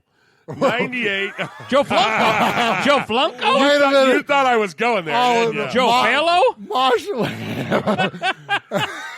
on one of our text messages, Mosh, one night he was. I had partaken a little bit. And he started. Joe Fardo? Oh my gosh! Do you have that? Oh my gosh, went it's amazing. crazy. There were some K's used. Yeah. 98 and 73. Ryan Fitzpatrick, 53 and 81. Marcus, 29 and 32. Cousins, 42, 40, and 2. So here's my quick question. Okay. Andy Dalton and Cousins both have 2 ties. Was it against each other? That's a good question. I don't think so. No, I feel like it was Cleveland. I feel like Cincinnati and Cleveland tied, or Pittsburgh. It was like a division thing. Okay. Yeah. Bortles, 24 and 49 career. Winston, 26 and 40 career. Derek, 38. Now, every quarterback above, with the exception of Carr, okay, has either been released, traded, or benched. The reasons are simple. They are all not just producing at a level the NFL team would expect. Other teams have seen the QBs struggle and have moved on in one way or another. I see no reason why Carr should be given any exception. $22.5 million. He just has not gotten it done. Good quarterbacks with lack of team talent can carry a team to 7-9 or 9-7, 9-7, 9-7, Q-Dog. Average ones with lack of team talent got the above-mentioned records. Early in the season, just like last year, he was not extending plays, throwing with anticipation, or throwing guys open. Then he started doing that for several weeks in a row, and the offense was producing. Now it seems we are back to square one. This is why I was upset when they traded old number 89. It was not 89's fault. He would go games without catches. Carr just was not looking downfield. See, I don't believe all that. I wouldn't buy that. Anyway. Lose me a little bit there, yeah. See Tyrell Williams this year. It is the exact same scenario. A few drops, but outside that, no targets. When the play breaks down, he grasses, passes, or throws away. He is not willing to adjust when the play is not there consistently. 2 games, guys. Years go by. Wow. All of a sudden, I became you, Swag. Years ago, back in 1997 or earlier, the Raiders brought in Jeff George. I was excited as this guy was an early draft pick of the Colts. Then after Gruden got there, he got rid of him with a journeyman QB by the name of, all of you, Gannon. Yeah. Gannon did not always do what the coaches wanted, and he produced as did our beloved Raiders. That is exactly what Carr is missing, the ability to actually play the game and adjust when needed. The will to keep the play alive, and his teammates did not look happy in the Chiefs' loss. Anyway, sorry for the long email and the questioning nature of our QB, even at Rico's ire. Nice. I would hope to be live in the chat this Wednesday. Thanks as always, and love to hear your thoughts. Jesse in Kentucky, a.k.a. the Refrigerator Raider. Nice. Good job, Jesse. Appreciate the emails there, as always, at his show at RaidersFanRadio.com. And, yeah, Jesse is in the chat. And speaking of the chat, Swaggo, before that email, shout him out. Yeah, we got Aaron the Q-Dog Raider. It is what it is. Doug Thomas, Raider-born Rico, Eye Patch, Ron the Mater Raider, Sugar Shane, Kevin the Raider Nerd, Mike Lee, Darth Vader Raider, the Big Easy, Pirate 1975. And speaking of Pirate 1975, I have an email. Hey, all right. And we're going to try to read this without stumbling through. So steps for the Raiders. Wow. Good start. Off to a hot start there, Swaggo. Yeah, good start. Yeah. So steps the Raiders need to make things Slow down, right. You're killing me. I was off to a good start. No, just take a breath. Hang on a second, John. Okay, let me go ahead. This is riveting. Okay. Steps the Raiders need There to you make go. to make things right immediately. Let's give Jeff some words of affirmation, Mosh. Oh, that was so nice, Jeffrey. Thank you. look One very- sentence in. You I'm look killing really good, and That- you're all white. I really do. That white jersey is slimming. Why does he got to go there? Why does he always got to go there? Don't act like you didn't do it about 30 minutes ago. Yeah, but I'm one of your people. Well, How come you're not giving him yeah. I can do that. How come you're not giving him a bad time by wearing his hat backwards? Are you playing catcher next week, Jeff? Earlier before I got here. Anyway, here we go. You're killing me. You're freaking killing me. Steps the Raiders need to make things right immediately. Number 1, fire John Gruden and his entire staff. Oh, yeah. Number 2, that'll trade Derek Carr to Yeah. the Dolphins for the number 1 overall pick. There you go. Number 3, offer Antonio Brown $200 million guaranteed to come back. Nice. Number 4, get Khalil Mack back. Yes. Number 5, offer Colin Kaepernick the starting quarterback position. Yeah. I actually read all of these in various chats on Sunday. Oh, my gosh. Really? Yes, fire everyone immediately. Start over again. I mean, Carr has obviously no excuses to keep his job since we acquired the future Hall of Famer, Tyrell Williams. Just blow it all up, sell the stadium in Vegas, and join the XFL.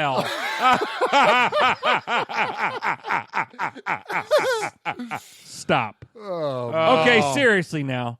I'm sitting there Sunday watching us get shellacked, thinking we fans are asking way too much of this team. We have gotten thrown into the lion cage Sunday wearing only a loincloth with a stick off a dead tree.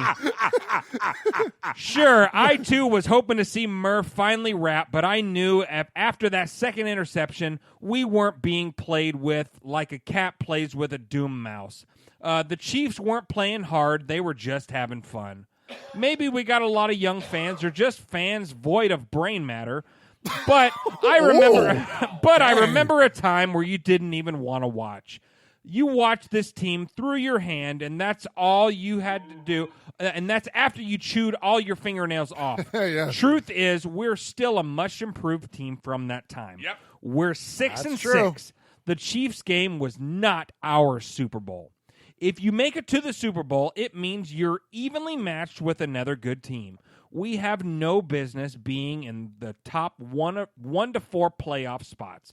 The Chiefs game was a complete team facing a halfway there team. Now, to all the Carr haters and Gruden firers,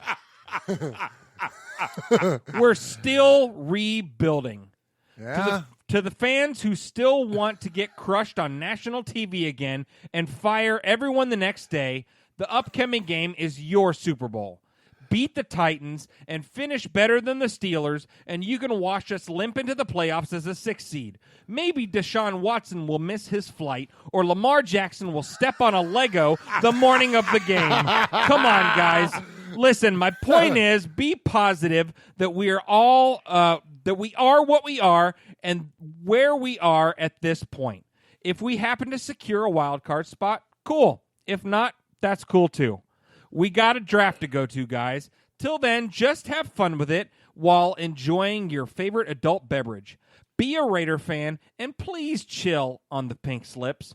The greatness of the Raiders is in its future. Pirate 1975. Wow. Well done. Good job, Nice. That was 75. killer. Good job. That was killer. That is awesome, man. Great email. So funny. Appreciate the point. Very salient, as the kids say, Mosh.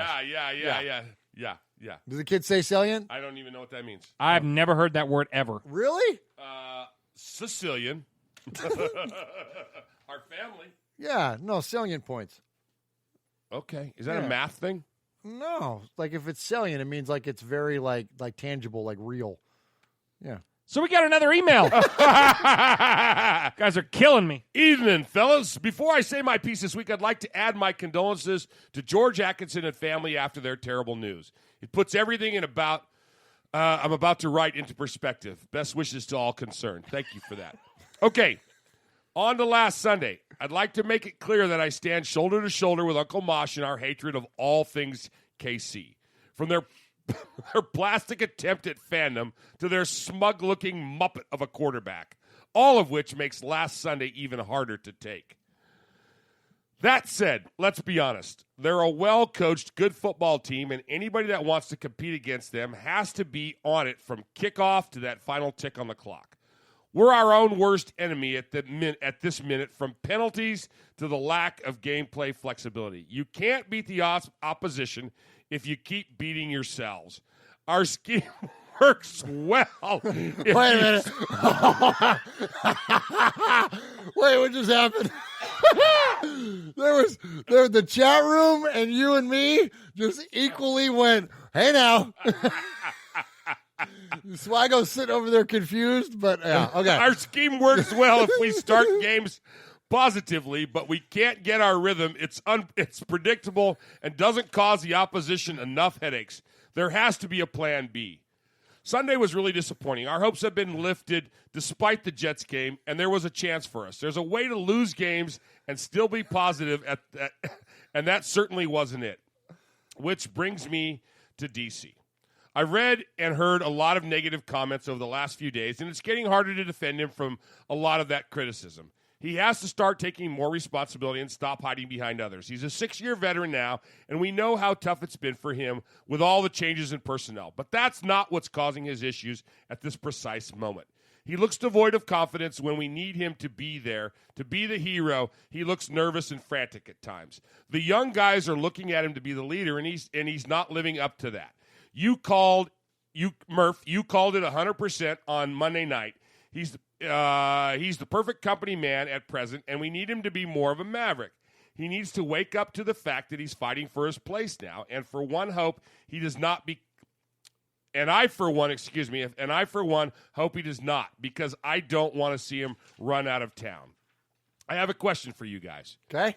Just supposing we get to the end of the year, and Coach Gruden and Mike Mayock decide we're going into the draft or we're going to trade for a QB.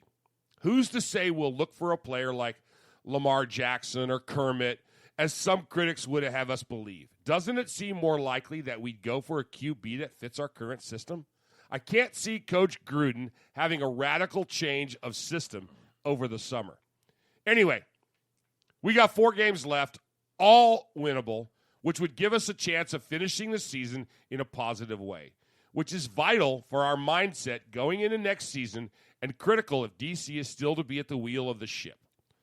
One Sunday's defeat is taking a little longer to shake off, but by the time I've listened to the podcast, I'll be ready to go again.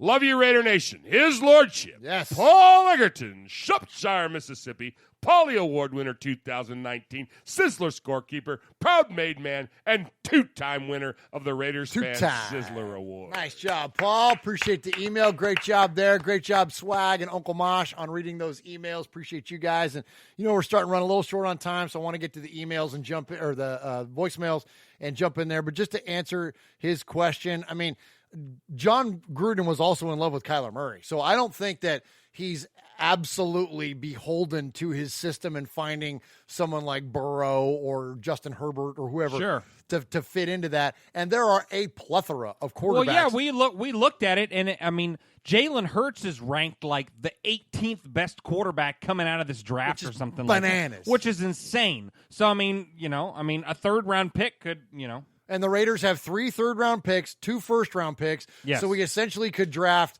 a wide receiver, a number 1 wide receiver, a defensive back, and in the first round, and then the third round pick up a late quarterback, someone just to develop and play behind Derek for a year. Sure, why or two. not? Absolutely, it's entirely possible. So, all right, let's go to the voicemails. We always kick off the voicemail segment with our capo. He's the captain, and he is Aaron, the Q-Dog Raider. Greetings, it's your capo, Aaron, the Q-Dog Raider, coming to you from the great state of Texas. Murf, Mosh, Sonny, Little Murf, Swag J, all the Made Men Nation. So we're at a crossroads. We got a peek behind the curtain. We've hoped, we've aspired, we've wished upon a star, but it's just not going to happen. We've come to the realization that number 4 may not be who we need to have leading us to the promised land. Now, we're getting ready to move to Las Vegas, and the stakes are high. The team has gone all in. We've made some fine acquisitions, but it's a somber day. How many games do we have to sit here and watch? And I am a Carr fan, but I am a realist. And more importantly, I'm a Raider fan. We belong to the greatest fan base for the greatest team in the history of modern sports. Come on. We have the best fan base, the most loyal fan base who get the least for our emotional return on our investment. It's time to look elsewhere. The age of the mobile quarterback is here. I don't know if you guys want to accept the fact, but you look, Seattle, you see what's going on in Baltimore. You see what's happening down in Houston. You see what's going on in Buffalo. We need a dual threat quarterback. Cam Newton, once he's healthy, he's going to be on the market. We take a flyer. We got this kid coming out of Oklahoma by way of Alabama. Jalen Hurts. We need to look at that. That's all I got. Everything's on the line this week. Everything is on the line this week. You can't blow it. Hit list, whoever that punk Davis was that we got from Green Bay. I'm out. Bro. All right, I like that he puts Trevor Davis on the hit list. And, Trevor Davis is now gone. Man, on that 4th and 1. Oh, how did he miss that How hole? do you miss that hole? Who's the guy? Trent Richardson? Yes. Reminded me of Trent Richardson. Yes. It's right there. Yes. Turn left. Oh, my gosh. No, I know. He should have turned like the punter, the kicker did. If he could have cut at the angle of Daniel Carlson's kick, then we'd still be driving for a touchdown. Yes. All right, let's hear from so here's our great 8 for the night. Out of these 8 calls and, of course, the emails that come in, Uncle Mosh will evaluate with his very structured evaluation system and put it through the Uncle Moshinator and determine who this week's Sizzler Award winner is. And so let's kick it off with our buddy Daniel Mangus. Raider Nation, this is Daniel Mangus once again calling from Fremont, California. I just want to put this in perspective. The people that were jumping on the bandwagon right now, time to hop off. This sport is only for the true diehards. It ain't over till we are mathematically out of it. So, in my eyes, we still have a chance to play us. Everything we want is still in front of us. We just have to go in there and handle our business. Just handle what's in front of us. Let the rest take care of itself. That's what everyone says. Every single captain that speaks. Just handle your business. Take care of what you can control. Let the rest take care of itself. We're going to finish the season out strong, and we're going to see how many wins we have at the end of the time. I'm so happy at this team. I'm very, very proud of my team. Oh, yeah, and Swag Jeff, no jumping to the Titan bandwagon just because no jumping bandwagon. You're either a Raider for life or you're not. That's right. Raider Nation for life. Thanks for taking my call.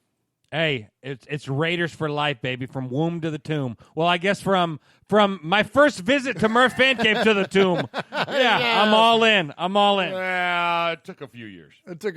But actually, I think it only took about 20 seconds because I don't think you guys ever tried to recruit me. No, well, you know what it took?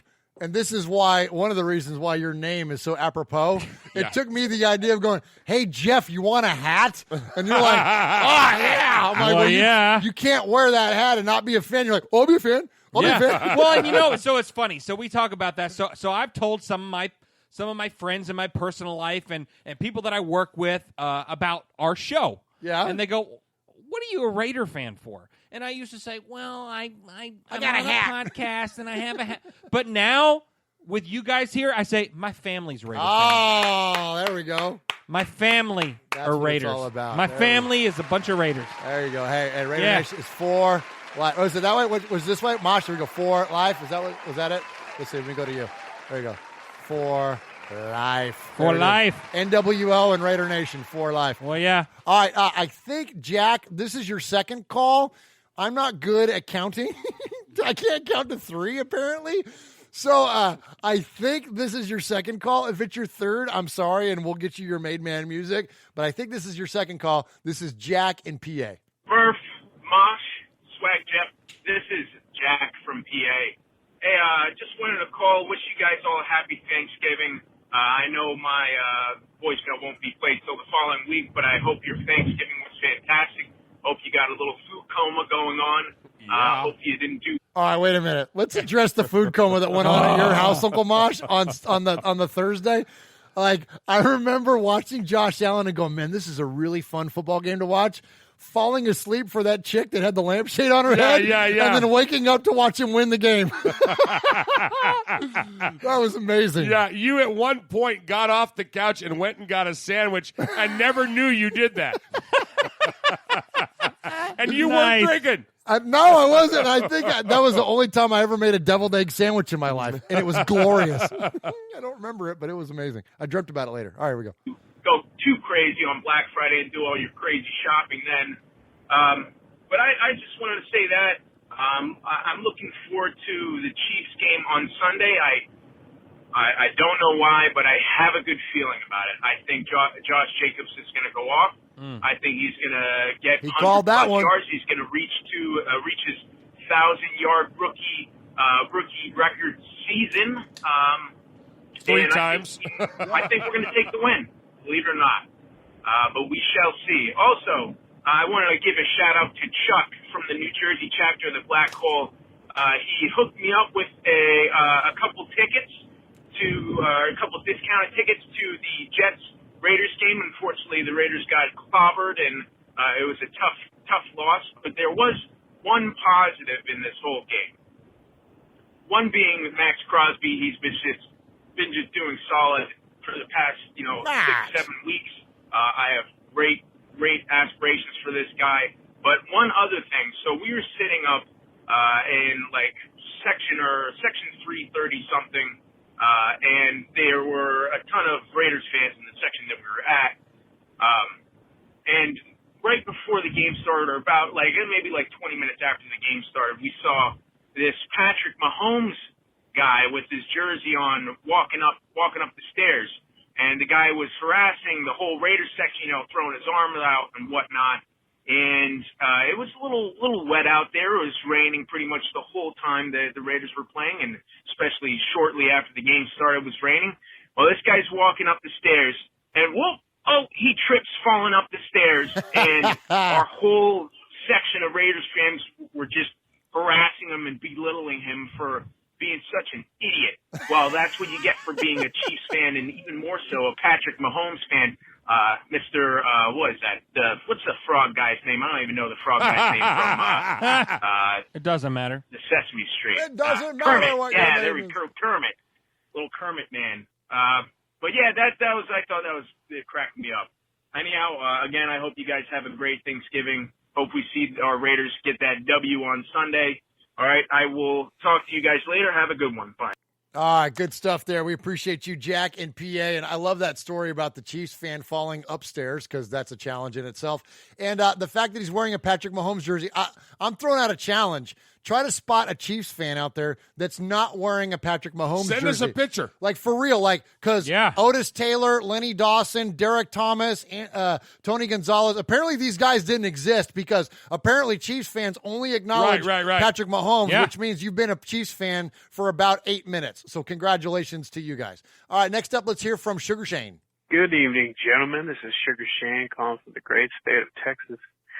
I just want to let you guys know I'm still alive after that game. That was a real stinker. I was looking in the group text or, our group message that I think the consensus is that maybe we should get rid of Carr. I just think if all the signs point to it, I think that's what we might do. I said this in the group that I feel as fans we're loyal to a fault, that we grew up with this team. We've been this loyal with the team. It's something that's been so time consuming and has brought us so many memories and has brought us so many heartbreaks and tons of emotion. If Mike Mayock and Gruden know what they're doing, if they want to succeed, I think it's time to move on. As much as I hate saying that, it pains me to say that, because I like Carr. I do. He's a good guy. I think the ship has sailed on this pirate. We're forcing him to walk the plank, proverbial plank. So, anyways, fellas, have a good night. Shouts out to the chat room and everybody listening on the download. So, all right, Swag Jeff, Uncle Mosh, and Murf. I appreciate it. Raiders. Go Raiders. Go Raiders. Appreciate you, Sugar Shane. And, I'm not, again, we're not entirely sold on the idea of selling out Carr. I think to trade him or to any of that kind of talk, I think that's premature. We hope he's the guy, and hopefully this thing plays out for us well. But, a little competition never hurt anybody. So we'll see if we get to that point.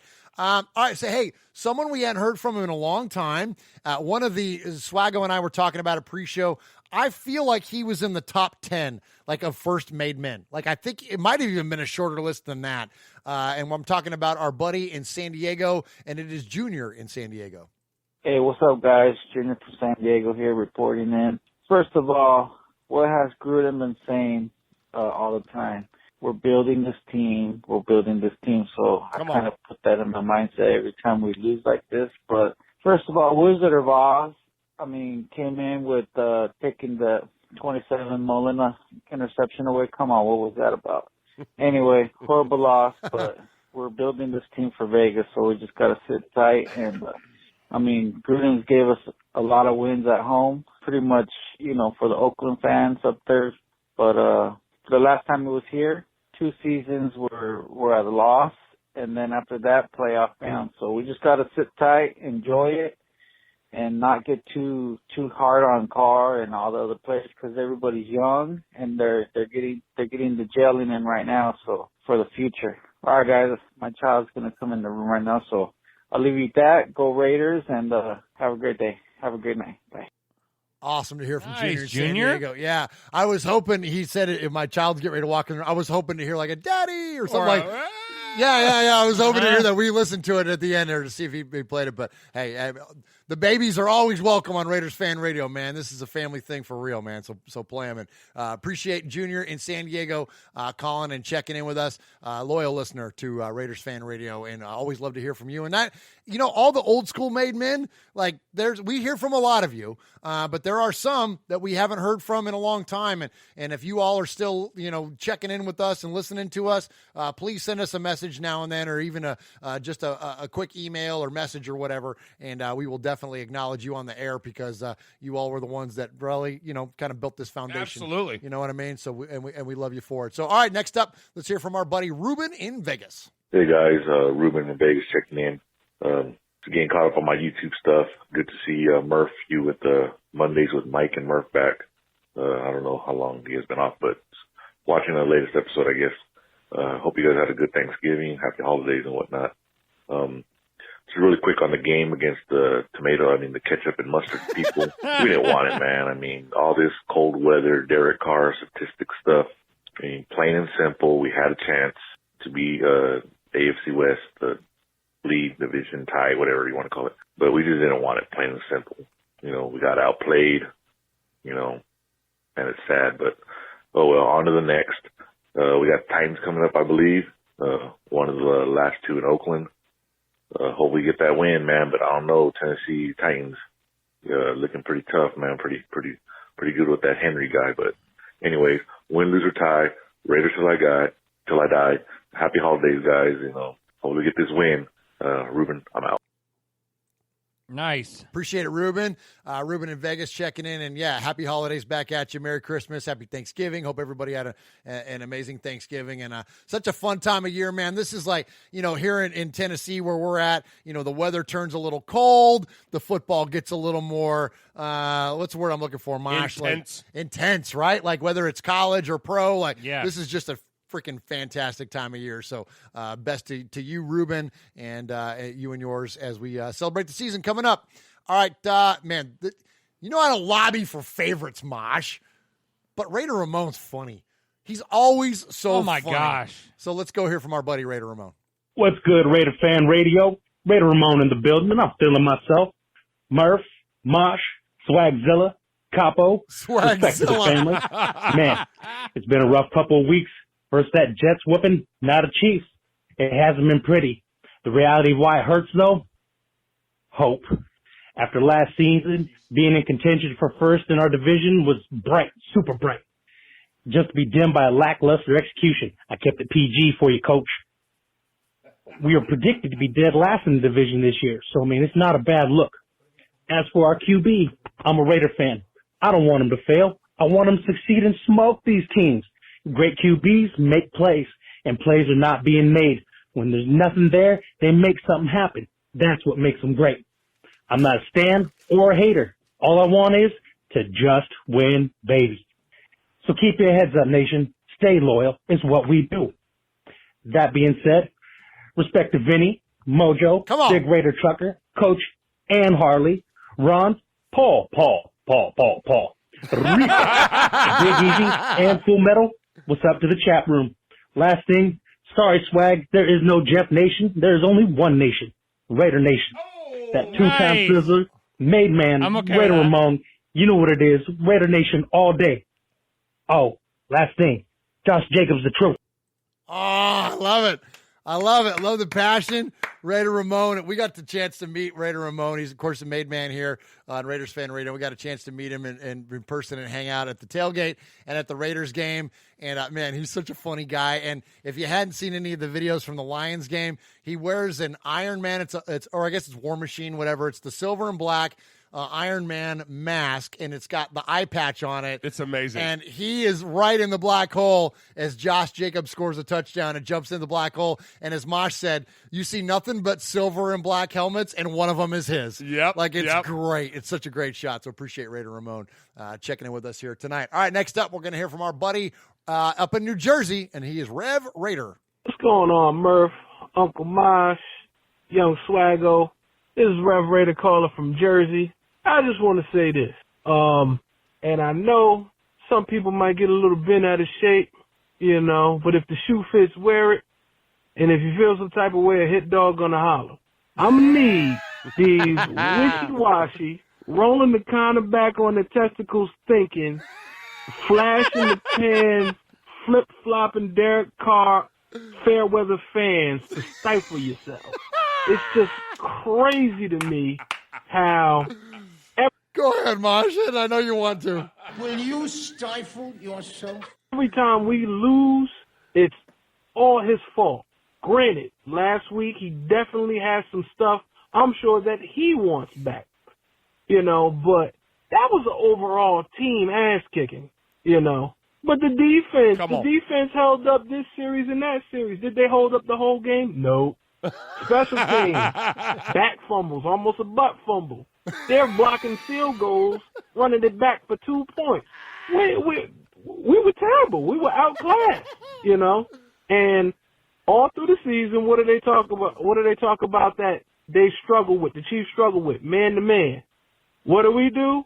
We get smoked on zone defenses and stuff like that all the time. Crossing routes, zone defense. keep getting cooked on the same thing. Can't stop Travis Kelce. We have the same issues. Still getting outclassed. We just got to look at it as a whole. It's not always Derek Carr's fault. Now, granted, if that's what you want to do, wait to the end of the season. Let the season play out. If you want to blame Derek Carr, wait to the end of the season. Let that play out. If we need to get another quarterback, not saying that he's Joe Montana or anything, bring somebody in, that'll give him competition just like they did with Steve Young. Maybe he'll rise to the occasion. Maybe we'll have another quarterback, But let the season play out. Relax, man. We have a whole bunch of other fish to fry than just Derek Carr's issues. Wide receivers ain't no dogs. They was real timid out there on Sunday. True. Even when he's back there scrambling, nobody could get open. Nobody's trying. They're just tipping and tapping with their hands and stuff. BS, man. But that's all I got. Hopefully we do way better next week. I get a little bent out of shape when I hear the Fairweather Friends rock out, but then he's great when we're winning. So that's all I got. Peace. Keep it gangster.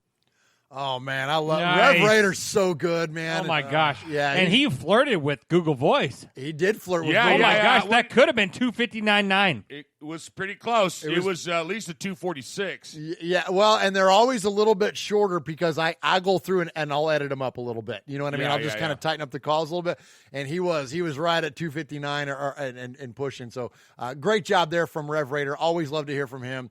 And that was pretty good stuff. All right, so we got one more before we get out of here. We're running long tonight.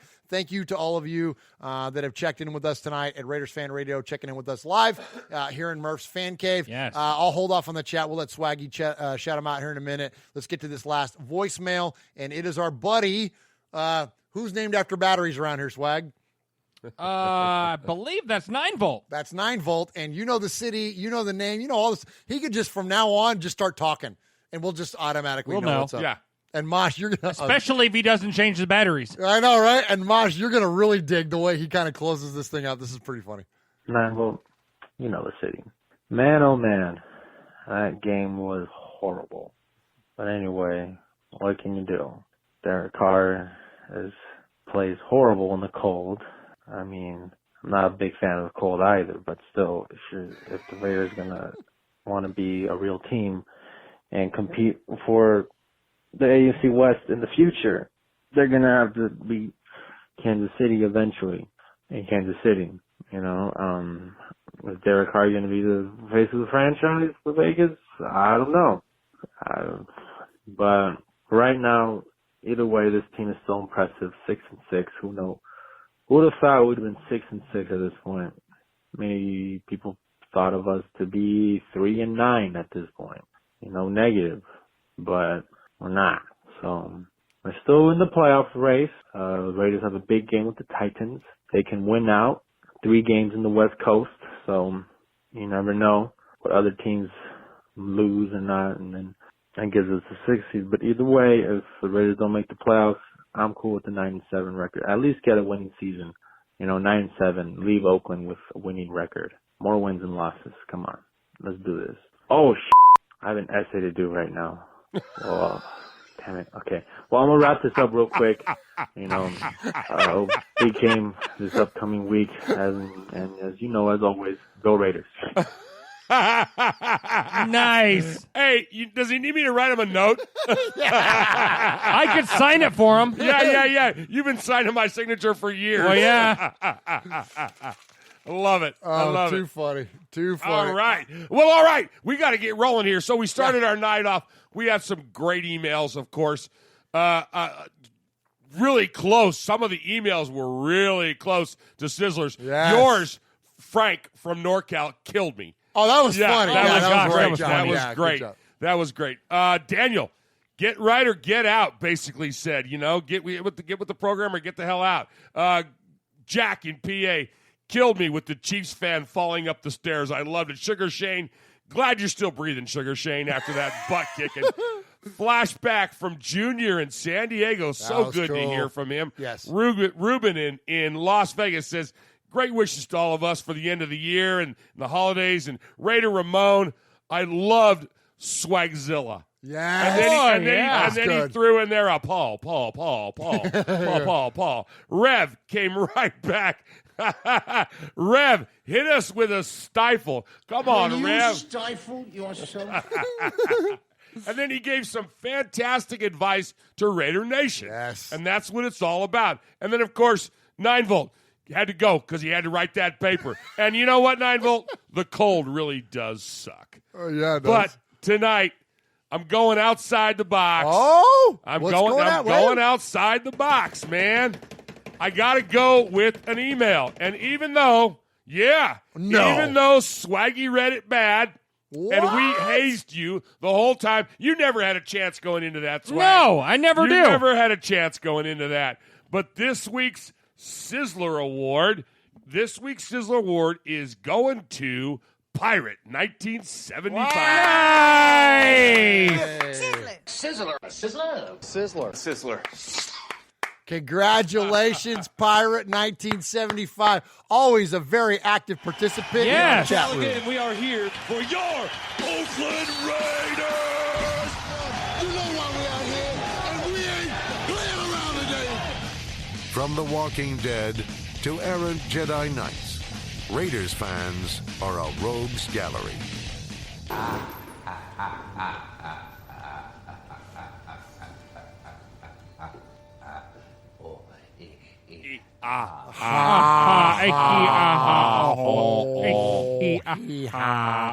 Congratulations to Pirate 1975 on your Sizzler Award. Great job tonight on the emails. Please contact us throughout the course of the week, and you can be part of Raiders Fan Radio. That is show at RaidersFanRadio.com, and that is you can always call us at 909-345-3346, and you can leave your message, and if we play it 3 times, then you will become a made man or a made woman. So appreciate all of you that have joined us tonight for this live episode of Raiders Fan Radio at youtube.com/Murf's Fan Cave. Please subscribe to us on any podcast service. That is Murf's Fan Cave, MURFS Fan Cave, and subscribe to us, and you can find us on any audio show, and you can find this show, Mondays with Mikey and Murf. That is the new show, which is Mojo's Pod Show. That is the Fan Club Blitz, and that is Tales from the Nation. And so I'm going to get out of here. I'm going to thank Uncle Mosh. I'm going to thank young Swaggo, and close this out, fellas. Yeah, so we got everyone in here. We got Doug Thomas. We got Full Metal Mexican, Ron the Mater Raider, Big Easy, Kevin the Raider Nerd, Curtis Flores, Aaron the Q-Dog Raider, Running Bear, Franklin 83. We've got the whole gang in here. Thank you so much for being a part of this. You guys in the chat, you make the show what it is. We love you guys. Mosh, take us home, my man. All righty. Well, everybody, thank you for listening. And don't forget to check out our new bro, the Mojo. Yeah. We appreciate everybody tuning in tonight. It was Murf and little Swaggy J, and you got your old Uncle Mosh here. You've been listening to Raiders Fan Radio, where we take a lighter side journey into the dark side. Don't forget, what happens in Vegas started in Oakland. Good night, YouTube. We've only seen this kick twice in the history of mankind. This was the first one. Yanked into this guy's and then the other one was a fucking Madden glitch. Oakland is in big, big trouble. Oh, my gosh.